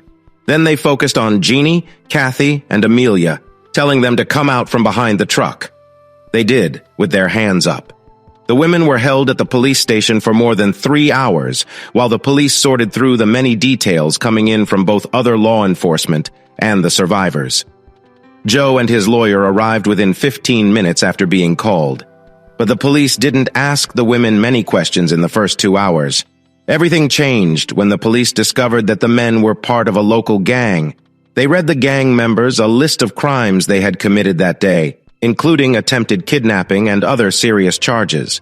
When offered the chance to talk to the district attorney about lowering their charges, the gang leader, Darius, admitted they were contacted by a man who promised them $20,000 each for Amelia, Kathy, and Jeannie. He didn't know that man's name, but they had a phone number to call once they had the women. That's when the FBI got involved. The FBI received information from local law enforcement about possibly related events. They first asked Jeannie about an attempted break-in at her home, about the abuse claims she made against her husband, Larry, and about his recent death. She stuck to her story. Her family supported her, and after Joe warned that he might pull Jeannie out of the investigation, the FBI found it better to catch the person who hired the gang. The San Antonio police and the FBI came up with a plan. They had Darius call the number and say they had captured all 3 women. They were told to take the women to a warehouse on the southwest side near Kelly Air Force Base. This was in case a demand for ransom came later. 2 agents went back to Joe's business with him to set up a recorder for any incoming calls. Everyone, including Jeannie and her family, thought the attempted kidnapping was not about ransom. They believed it was linked to the earlier threats from her husband regarding a bounty for her. But they decided it was still worth trying. Joe and the agents stopped briefly in the dealership's waiting room for coffee and some sweetbread from a local bakery before entering his office to set up the recorder. They were enjoying their coffee and bread when the receptionist connected a call to Joe. "Joe Hildebrand, how can I help you?" A muffled voice replied, "We have your women, Joe Hildebrand. We plan to fly them to another country and sell them to the highest bidder. Your wife is older, but she will still bring a good price. As for your daughters, there's no telling how much we could get for them." "What do you mean you have them?" Joe replied. "I talked to them a few hours ago. They were shopping at the mall. You must be lying." "If you don't want to hear from them anymore, agree to our demands," the voice continued. "What demands?" "We want $100,000 for each woman when you deliver the money. You also tell us where Tim Kelly is. We have men all over the state. Once we verify Tim's location, we'll let you and the women go. But if you tell the cops, we'll kill you and sell the women." "Okay, I understand, but I need proof that you have my family. Let me talk to one of them." "They're tied up in another room. I'll show them to you when you arrive in an hour. If you're not here, say goodbye to them." "Do you think I have $300,000 just lying around?" "I need a couple of hours to get the money," Joe replied. "You have 1 hour to collect the money. I'll call back then. If not, bye-bye, babies." The agents contacted the phone company and quickly updated their superiors. The police had already secured another service van from the same company that owned the first stolen van, and the SWAT team was ready to go. The plan was for them to drive to the warehouse, wait for the doors to open, and then drive inside. An armored truck would be close by and ready to respond if needed. But there was one big problem. The ransom call came from the office of a state senator. Joe stayed in his office with the two agents. The SWAT team headed toward the warehouse at the 40-minute mark, planning to enter only after the second ransom call. Another team was sent to the senator's office, ready to see if the call came from there, too. It did, exactly 60 minutes later. The SWAT team was inside the senator's office within 2 minutes of receiving the call and arrested 5 more gang members without firing a shot. The senator and 3 other men were present in his office when the police burst in, ready with their guns. The senator was still on the phone with Joe, trying to arrange the money drop when his world changed completely. Joe and Jim Boyd decided not to tell him about the kidnapping. They knew he would take it personally and might get involved. Tim learned about the attempt through TV and newspapers later, but only after everything was resolved and under control. So they were able to convince him that it was all over. He let it be known that he was not happy about not being told, but he accepted what had happened. In the days that followed, the Hildebrand family watched the government make a mess of things on TV. Wealthy businessmen, preachers, and even some women were making headlines as news stories came out one after another. They all knew where the stories were coming from, but didn't call anyone to celebrate. It wasn't the right time to step into the open. They did go to Karen's funeral, which had been delayed due to the investigation and autopsy. The service took place in her hometown, and they sat at the back with Jim Boyd and his wife. There were also her housemates, Alan, Chet, Jennifer, Randy Jackson, and many friends and co-workers of Karen and Tim. Tim's speech about Karen made everyone cry. They gathered outside before the graveside service. Alan brought them together quietly, talked about Karen's mistakes and her early death, and asked everyone to join him in a silent prayer for her. Jeannie prayed hard for her and promised to take care of Karen's kids if she could. After the short service at the gravesite, the Reverend invited everyone to the American Legion Hall to remember Karen and her work with children. The room was filled with photos and memories from her life, and at the center of a table was a big framed photo of her with her sons and husband. They were all smiling in that picture, which made the loss feel even sadder. Karen's little boys stood quietly in line with their grandparents and dad. They stayed strong until Laura and Will hugged them. They completely lost it when Patty and Jeannie knelt down and opened their arms. The boys jumped into their arms, hugging tightly and crying hard on their shoulders. This stopped the line, and Tim suggested loudly that the Reverend say a prayer and that everyone get some food. He wanted to see everyone before they left. He turned away for a moment to cry quietly, then wiped his eyes with his coat sleeve. When he turned back, he saw Patty and Jeannie holding the boys close as they talked to their grandparents. Chet put an arm around Tim's shoulders, and Will hugged him tightly from the other side. "Damn it all, Tim," Will said, his voice thick with emotion. "I wish all those responsible would suffer." Jim Boyd added quietly, "I feel like their sorry looks should burn in their cries. I swear to you, I will make them pay for what they did." Tim hugged Chet, and then they all stepped back, feeling a bit awkward. Everyone's focus was on Patty with Mark and Jeannie with Patrick as they picked food for their plates. Tim knew he needed to explain things to Karen's parents, but he wasn't worried since it was all innocent. He didn't want them to think poorly of Jeannie and Patty, so he planned to clear things up later. Tim sat down with his sons to eat, but the emotions of the day made him lose his appetite. Karen's parents and other family members were being looked after by Chet, Alan, and the Hildebrand family. Tim's parents, Linda and Nate, and Jan and Gary also tried to help keep them busy, hoping to give their minds a break from the sadness. It seemed to help, as Karen's parents smiled a few times during the meal, even if they didn't eat much. While he was away, the school board offered Tim the job of head football coach and director of athletics. They gave him a month to think about it and decide. Part of him just wanted to move on, but in the end, he took the job, sold their house, and bought a new one closer to the high school. He knew he couldn't escape Karen's memory anyway. The last poker player left, John Allen, had moved away after being divorced by a wife who was angry with him. Selling the house would take time, but he couldn't stay there, surrounded by memories. So Tim rented a nice older house with a big yard. The place was furnished because the older couple who lived there had moved in with their daughter because of their health. Tim changed the mattresses but kept the rest of the furniture. At first it made the boys sad not to be home, but they soon took to the new adventure. Even though both Tim and Jeannie went back to work in late April, they agreed to keep their relationship friendly out of respect for Karen. Jeannie felt for Tim and his boys, but they needed time to grieve. She too needed time and help to deal with the trauma from the earlier events. Knowing she would never live in their house again, she put it on the market and moved into an apartment.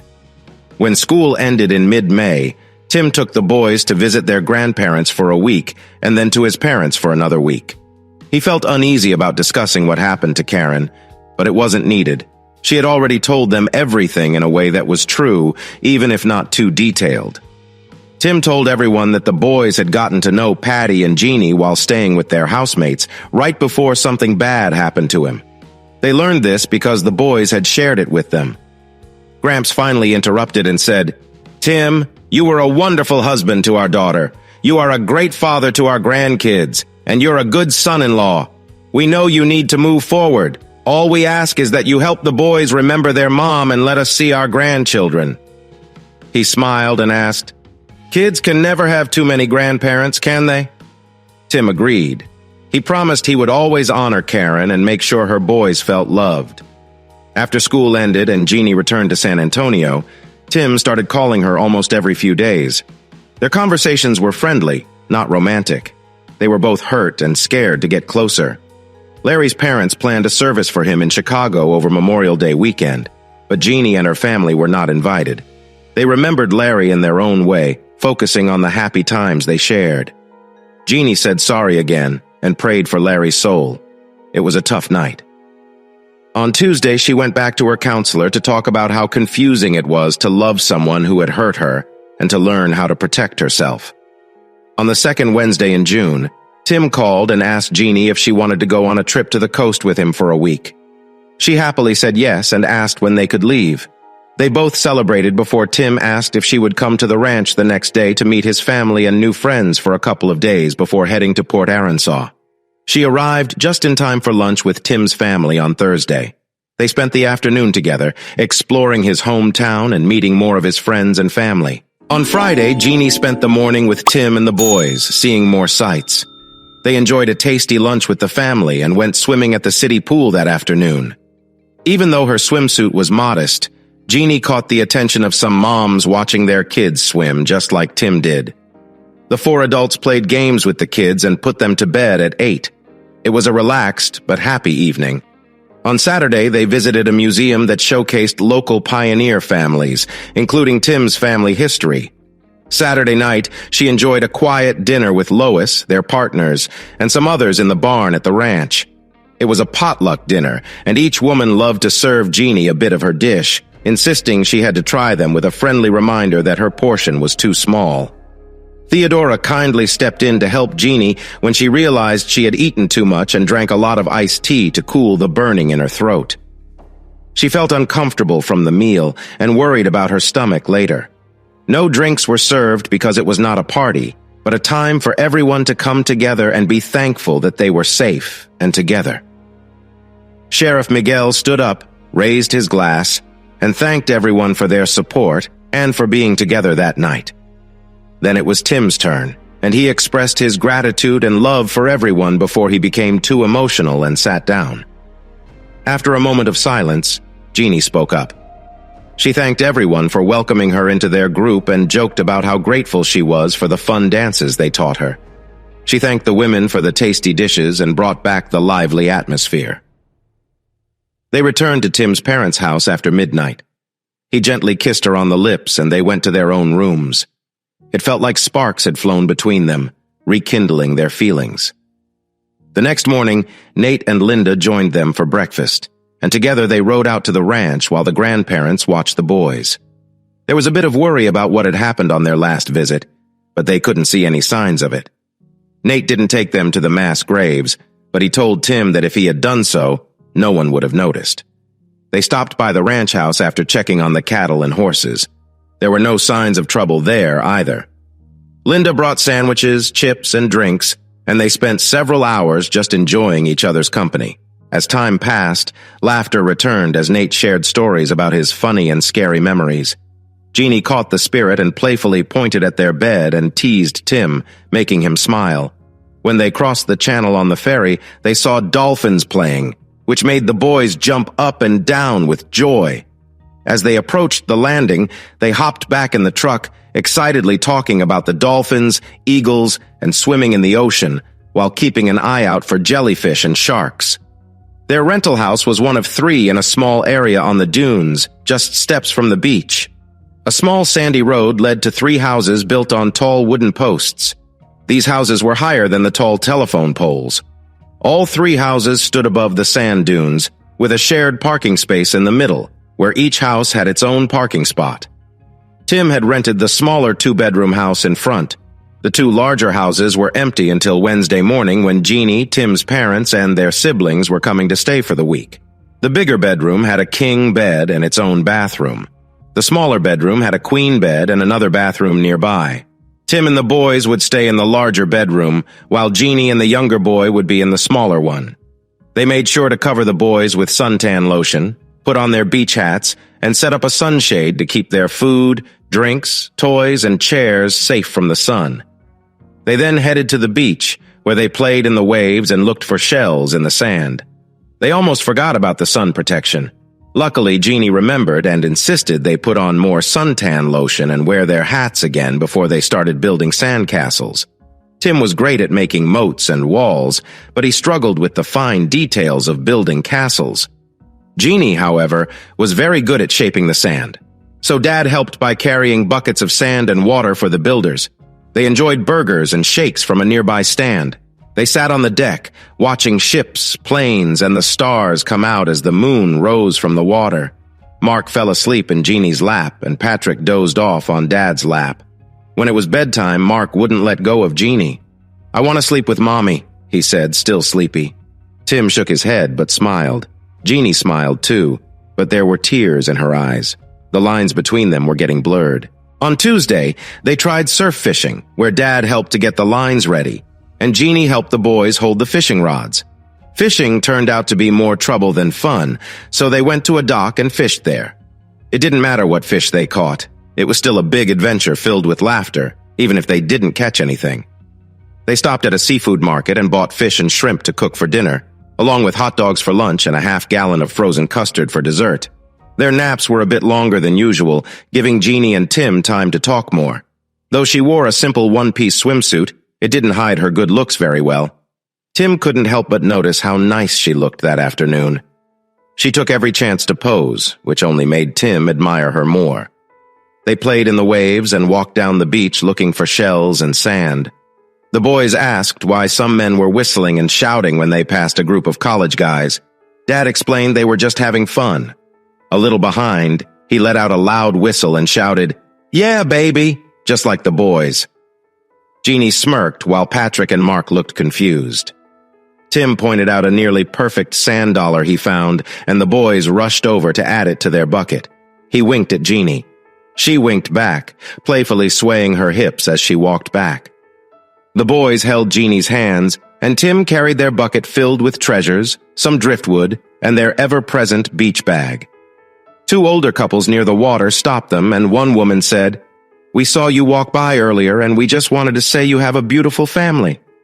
Tim thanked them, but Jeannie seemed quiet. The boys smiled, proud after hearing they were beautiful, especially after enjoying a nice dinner of stuffed flounder and boiled shrimp. They watched the sunset again as the lights on the oil rigs and ships lit up and the stars appeared. The moon was already up, shining silver, not orange, when night fell. They all cuddled on the rocking love seat, and soon the boys fell asleep. But when it was time to put them in bed, both wanted Jeannie to sleep with them. So Tim brought her nightgown and changed into his shorts, and they switched bedrooms. Jeannie lay between the boys, holding them close, and cried quietly for a few minutes. Tim admired how fast the boys had come to love Jeannie. It felt like it was almost time to make an important call. The Kellys arrived in 2 cars at 10, with the Hildebrands and Allens coming at 10:30. Tim noticed how well Joe and Kathy were getting along as they sat close together in the back seat. Once everyone was set for the beach, Tim asked Nate, Linda, Jan, and Gary to take Jeannie and the boys down to the beach and set up while he and the parents would join them in a bit. They looked a bit confused, but agreed. Tim then asked his family to stay behind for some advice. He explained how quickly Jeannie and the boys were connecting. Mark even called her Mommy the night before, and both boys wanted to sleep with her. He thought it would be wise to invite Jeannie's parents for a visit to see this bond for themselves. They talked about it for a while, and then Tim's mother suggested she and Amelia should invite them. They did, and the parents quickly accepted. Jeannie was surprised when Tim told her, and felt a bit nervous as they awaited their arrival later that afternoon. Karen's mom was a bit unhappy when they first got there, but after a few hours, her jealousy went away. She saw how much her grandsons loved and relied on Jeannie instead. They all spent time together. They shared meals, had fun at the beach, went shopping for souvenirs, and took lots of pictures. They walked around the ship at night and looked at the stars. This made everyone feel closer to each other. The boys thrived in the warmth of family love. On Saturday night, the 3 younger couples went to a club. They had some beer and danced. Nate, Gary, and Tim kept the college boys away. The girls felt special thanks to the attention from strangers. Nate and Gary were excited to get back home, hoping for a fun night. Tim was already planning on the way back. When they got home, he grabbed some towels, his keys, and Jeannie. He drove down the beach to a quiet spot he knew. Jeannie asked, "Where are we going?" He said, "Somewhere private." Jeannie reminded him that they had the house to themselves since the boys were with their grandparents. Tim replied, "Yes, but I have something planned, and it's better if they don't hear us." They arrived at a dark house and parked the truck. They watched the waves under the moonlight. A deputy drove by and joked, asking if they had heard any strange sounds. They hadn't. He suggested they might feel safer a mile further where it was quiet. They thanked him and drove a little farther south to swim in the moonlit water. 2 miles down, some campers thought they heard a wild animal at 3 in the morning, but they zipped up their tents and went back to sleep. Tim felt that their last date had been amazing, but tonight would be even better. The next day, they all went to the Trinity by the Sea Episcopal Church for the morning service. It was good for everyone. Afterward, they had breakfast at a cafe and finished packing. They said their goodbyes. Karen's parents thanked everyone for including them. Grandma whispered to Tim, "Jeannie is a great girl. She loves the boys, and I can see they love her too. I know Karen would want you to have help with them. I hope things go well for you two." Tim hugged them, as did the boys. Then they drove away. "What did she say?" Tim's mom asked. Tim replied, "She said Jeannie is lovely and that she loves the boys." Jeannie tilted her head and asked, "Really? They were nice, but I thought they might be upset." Tim's mom assured her, "As long as you care for Patrick and Mark, they will be happy with you, and they love their grandsons very much." Jeannie then smiled at Tim and said, "It's easy to love the boys, but their dad can be a handful." Nate, noticing the boys were with their parents, asked Jeannie with a grin, "So, how was your ride in the moonlight? Did you hear any wild animals?" Jeannie blushed, and the adults laughed. Tim hugged her, and then Patrick asked, "Are there really wild animals at the beach at night?" Nate answered, "Yes, I think I heard one. It sounded just like the one we heard at the ranch." Then Patrick joined in. "Who would win, a wild animal or a shark?" Nate replied, "In the water, the shark would win, but on land, I bet the wild animal would win." Patrick was excited. "Daddy, is the wild animal like a big pretty cat?" Nate said, "Yes, it's like a big kitty." Mark asked, "Is it dangerous?" Nate nodded. "It can make loud sounds, so it might be dangerous." Linda tried to help by saying, "We should be careful, but it's also funny." They all laughed, including Jeannie, who was smiling and giggling. Joe said, "Well, now that we've embarrassed my kitten, I guess it's time to go home." "When are you coming home, kitten?" Jeannie joked back, "Maybe never." Everyone laughed at their playful banter. Tim hugged Jeannie close, laughing and holding her tight. She smiled widely, remembering the fun they had the night before. At the ranch, Nate pulled her away from Tim, hugged her tightly, lifted her off the ground, spun her around, and said, "It's just because I love you, sis." They all shared hugs and agreed it was a great time. They wanted to do it again before football season started. Jeannie, Tim, and the boys waved goodbye as they stood on the dune. "Can we stay just one more day?"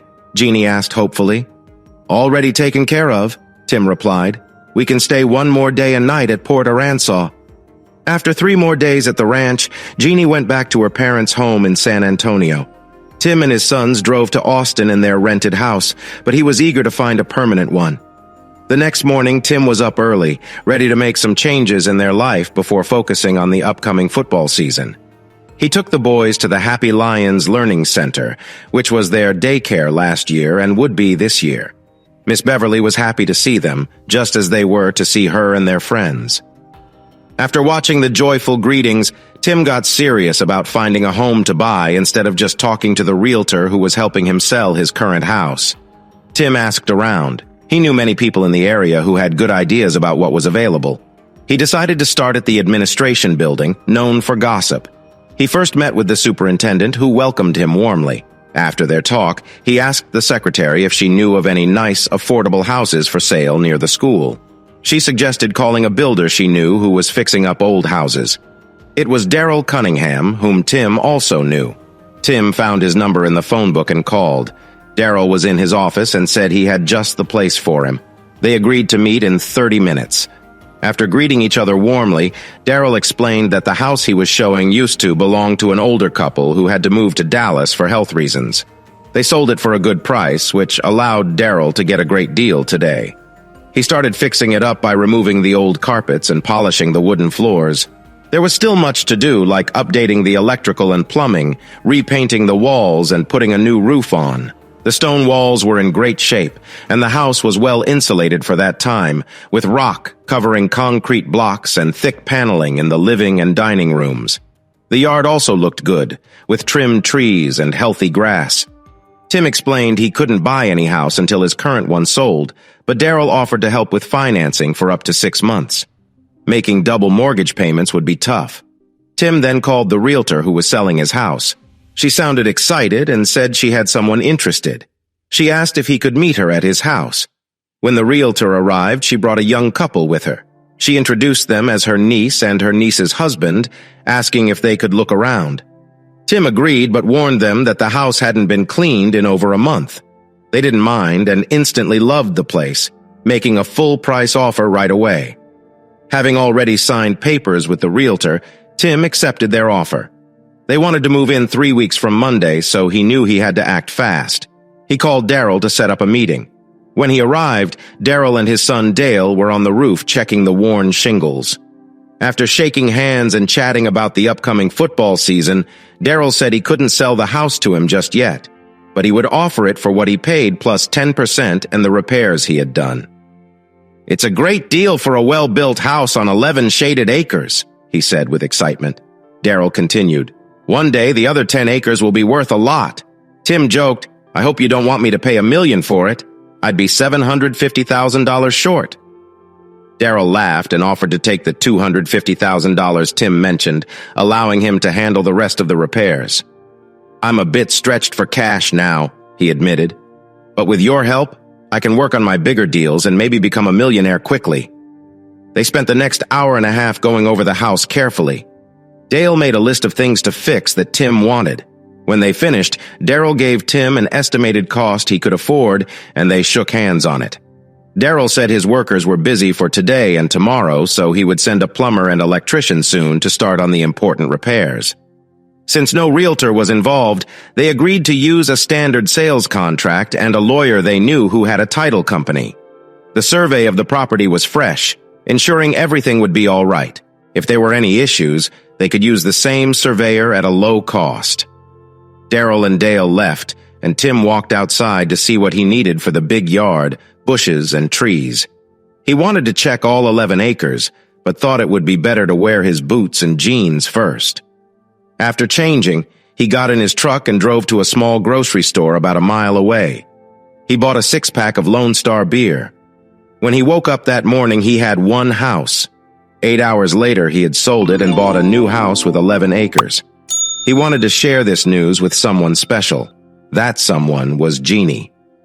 He returned to his old house, opened a beer, and, noticing the irony, called her. He enjoyed a beer while they talked for over an hour. The long-distance call cost a lot, but he didn't mind. Hearing her voice made him feel energized. Meanwhile, the boys were getting ready to leave when he arrived. Since it was still early, he took them to see their new house. The idea of a new home excited them, and they all talked at once about it. They loved the big yard and many trees, but Mark asked why the house was a bit messy and why there wasn't any furniture. Tim explained their furniture was coming later after some work on the house, so they were staying in a motel until it was ready. The boys liked the motel because it had a nice swimming pool. Tim took them to daycare at 8 the next morning and spent the day changing over the utilities and phone services to the new house. He also updated the mail address and removed Karen from the bank accounts. He was in charge of her estate, so he had the death certificate letters and other needed documents. There was so much to do, it felt overwhelming. Luckily, the life insurance had paid off, and Tim decided that the money should go to her sons, so he set up trust funds for each of them for $100,000. He put $10,000 in savings for each boy and gave the rest, $80,000, to Danny, a friend in Round Rock, who was a good investment advisor. Danny made smart choices that helped a lot in the future. He bought $1,000 of shares in popular tech companies like Apple and Microsoft, and another $1,000 in shares of Walmart, which were cheaper. Danny also bought some strong stocks but put most of the money in real estate near Lake Travis. Tim appreciated Danny's advice so much that he took $15,000 from his cattle account and gave it to Danny, telling him to use it wisely. Normally, Tim would buy more cattle with that money, but 25 years later, that decision to invest had really helped his retirement check. While he was outside talking with the plumbers and electricians, Jeannie drove up in her new 1980 Jeep Grand Wagoneer that her dad gave her. The car was striking, white with wood paneling, and had a powerful engine. But the real reason everyone paused their work was Jeannie herself. She stepped out wearing sandals and short shorts, her red and white checked blouse off one shoulder, looking sun-kissed and radiant. Seeing her made everyone in the area stop and stare. She walked to Tim, gave him a friendly kiss on the cheek, greeted the workers, and asked for a tour of the house. She admired the beautiful woodwork, the banisters, the fireplace, and the spacious living and dining areas. She also liked the large bedrooms and closets. However, she wasn't thrilled with the kitchen layout or the bathrooms, but she absolutely loved the yard and the 10 acres of woods around the house. After her visit, Tim called Daryl's office and asked him to come over when he could. Daryl arrived just after lunch, and Tim suggested they explore the house again, this time with Jeannie. Daryl smiled and said, "Let's go, Miss Jeannie." With wide eyes, she pulled Tim aside. "I didn't mean to cause extra work, Tim. You asked for my thoughts, and I shared them. If you like things the way they are, you can leave them alone. This isn't my house." Tim smiled, took her arm, and brought her back to Daryl. Just before Daryl took them off, Jeannie felt a flutter in her heart. The cost of the changes she suggested would offset some savings Tim made by choosing a metal roof instead of replacing the cedar shakes. Daryl had a roofing crew needing work, and they made a good deal that helped everyone. The metal roof would be safer and hold up better in storms, plus it was cheaper to put on and keep maintained. The plumber and electrician finished the original work and started on the new bathroom and kitchen projects. They measured everything and gave Tim a sheet filled with drawings and measurements. "Let's go shopping for appliances," Tim suggested with a grin. Jeannie looked thoughtful and repeated that those were just her ideas based on her taste, so he shouldn't feel like he had to spend money on things he liked. He just smiled and said, "Let's go. I need to pick up the boys at 5. They headed to the appliance store Daryl recommended, closer to Austin. Tim was glad he brought her along. He didn't know what colors or styles to choose, so he let her take the lead with the saleswoman. "Okay, but don't say I didn't warn you," she said with a frown. She meant it as if he cared about the colors and styles, but he really didn't. He knew she had much better taste than him. The boys were really happy to see Jeannie. They wanted to tell her all about what happened since they last saw her. Mark felt annoyed because Patrick was talking too much. He took Jeannie's face in his hands and turned her to him, ready to share what he had been up to. Tim laughed, but Jeannie managed the situation like a pro, letting both boys talk to her. Before they left her Jeep in the garage at the new house, she grabbed her small travel case to take with them to the motel. She wasn't sure what they had planned, but she wanted to be ready for anything. After a fun swim, they went to a cozy little restaurant across the street for dinner, then headed back to the room to get ready for bed. Jeannie read Winnie the Pooh to them, changing the 100-acre wood to 10-acre wood, just like their new home. She tucked them in, kissed each of them goodnight, and got ready to drive home. But Tim said it was too late for her to drive, so she called her mom and spent the night in bed with Mark. Patrick stayed with his dad. Tim gave her a sweet goodnight kiss, making it a bit harder for her to fall asleep in the same room with him. The next morning, they took the boys to daycare. After breakfast and playtime at McDonald's, Jeannie and Tim went shopping for bathroom items. Jeannie suggested custom tile showers and granite countertops. They picked out toilets, sinks, bathtubs, and faucets for the bathrooms. Then Tim decided to stop at the nearest Sears. He already had a push mower, a weed eater, and other tools for the yard, but he knew he needed a riding mower for the big area of grass. He bought a Craftsman with ramps to load it in his truck. Jeannie didn't get a say in that, but she didn't care much about the kitchen appliances either. Over the next 2 days, Jeannie moved from the passenger seat to the middle next to Tim. He kept his hand on her leg when he could. She felt happy and settled, even if it was too soon to be open about their relationship. In her mind, they were already a couple planning their future together. Time passed quickly. Jeannie moved into her new apartment with help from Tim and his boys. Coaching school began, and the boys stayed with Karen's parents for 5 days. The new coaching staff was set, with people Tim trusted. He kept some of the old staff and added 2 excellent coaches. The coaching school focused on learning new skills and working as a team. They went to talks and clinics and returned to a conference room at the hotel for lunch. Tim taught them offensive plays they would use from 7th grade to varsity levels. After a break, his friend Bill Owens, a great coach, trained them in defensive techniques they would use at every level. At 5:30, they gathered in the hotel bar for drinks, games, and conversation. By the end of the coaching school, everyone agreed on coaching ideas, how to treat kids, and the details of offense and defense. They had built friendships that mattered for the busy football season in Texas. Being a single dad and head coach was tough. Tim had talked to the school leaders when they offered him the job. They were confident he would manage well, but he wasn't so sure, especially with the season coming closer. Jeannie also had her teaching and dance team duties, which kept her busy during practice and games. Tim needed help, and soon people offered their support. Miss Beverly said she would take care of the boys until he finished practice if he let them have dinner with her family.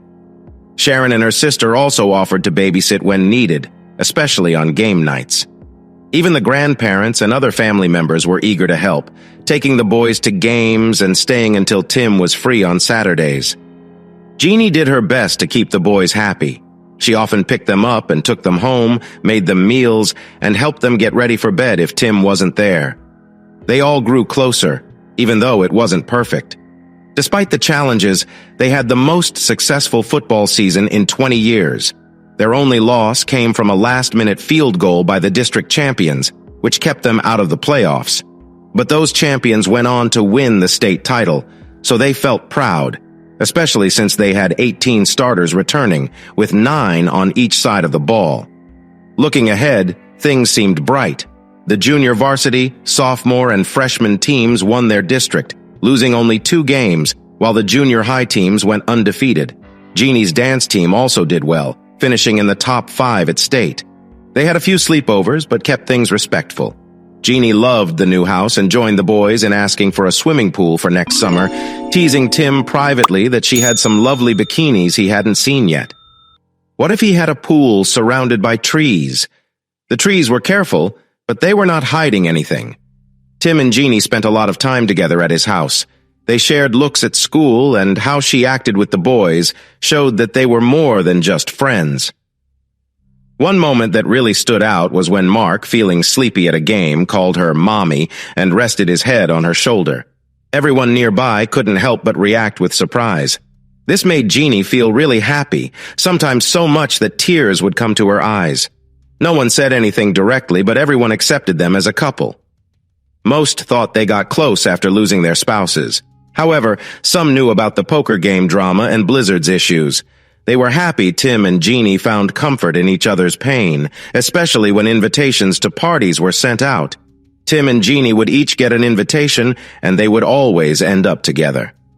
Tim tried hard to keep his feelings hidden, but when he asked her to marry him in front of her parents on Christmas Eve, it surprised no one, not Jeannie or the boys either. Tim called his family to share the news, and Nate jokingly said, "Oh, you finally got around to that. We thought it was settled months ago." "Oh, right. Football season," Tim replied. "Well, brother, we have some news. You're going to be an uncle." Jan took the phone next and added, "Twice over. Gary and I are having a girl, and so are Nate and Linda. Port Aransaw worked wonders, so keep next March open." Their wedding took place in early June at a shed on the ranch. Many friends came, both local and from their school, even though it was 200 miles away. Father Jose, a local priest, led the traditional ceremony, which included all the usual words about love, honor, and being true to each other until death. Tim and Jeannie said their vows loudly and clearly, not backing down from their promises. Their first kiss as a married couple was a lovely mix of love and joy, even if it was in front of a crowd. They went on a honeymoon to a quiet spot in the Caribbean and came back with golden tans. 9 months later, they had a baby girl with blonde hair, and they named her Gina Marie. Their little boys adored her from the moment she was born, and they vowed to protect her fiercely for life. Over the next few years, another boy and girl joined their happy family. Tim never got the soundproofing he wanted for the walls, but he did get it for the master bedroom. Jeannie learned to use pillows to quiet her sounds when the children were home. When they weren't there, she relied on the trees around the house to keep the noise down. But their closest neighbors always knew when they were home alone, and they used that knowledge for their own fun. Jeannie got the kitchen appliances and bathroom she wanted. The boys stayed close by while their mom enjoyed the swimming pool. Tim finally had the top-notch security system he had wished for. They all agreed that this was their best decision yet. Hey listeners, if you enjoyed watching this video and want to stay updated with our latest content, don't forget to hit that subscribe button and turn on notifications. You won't want to miss out on what's coming next. Thanks for watching, and see you in the next video with Queen Cheating Tales.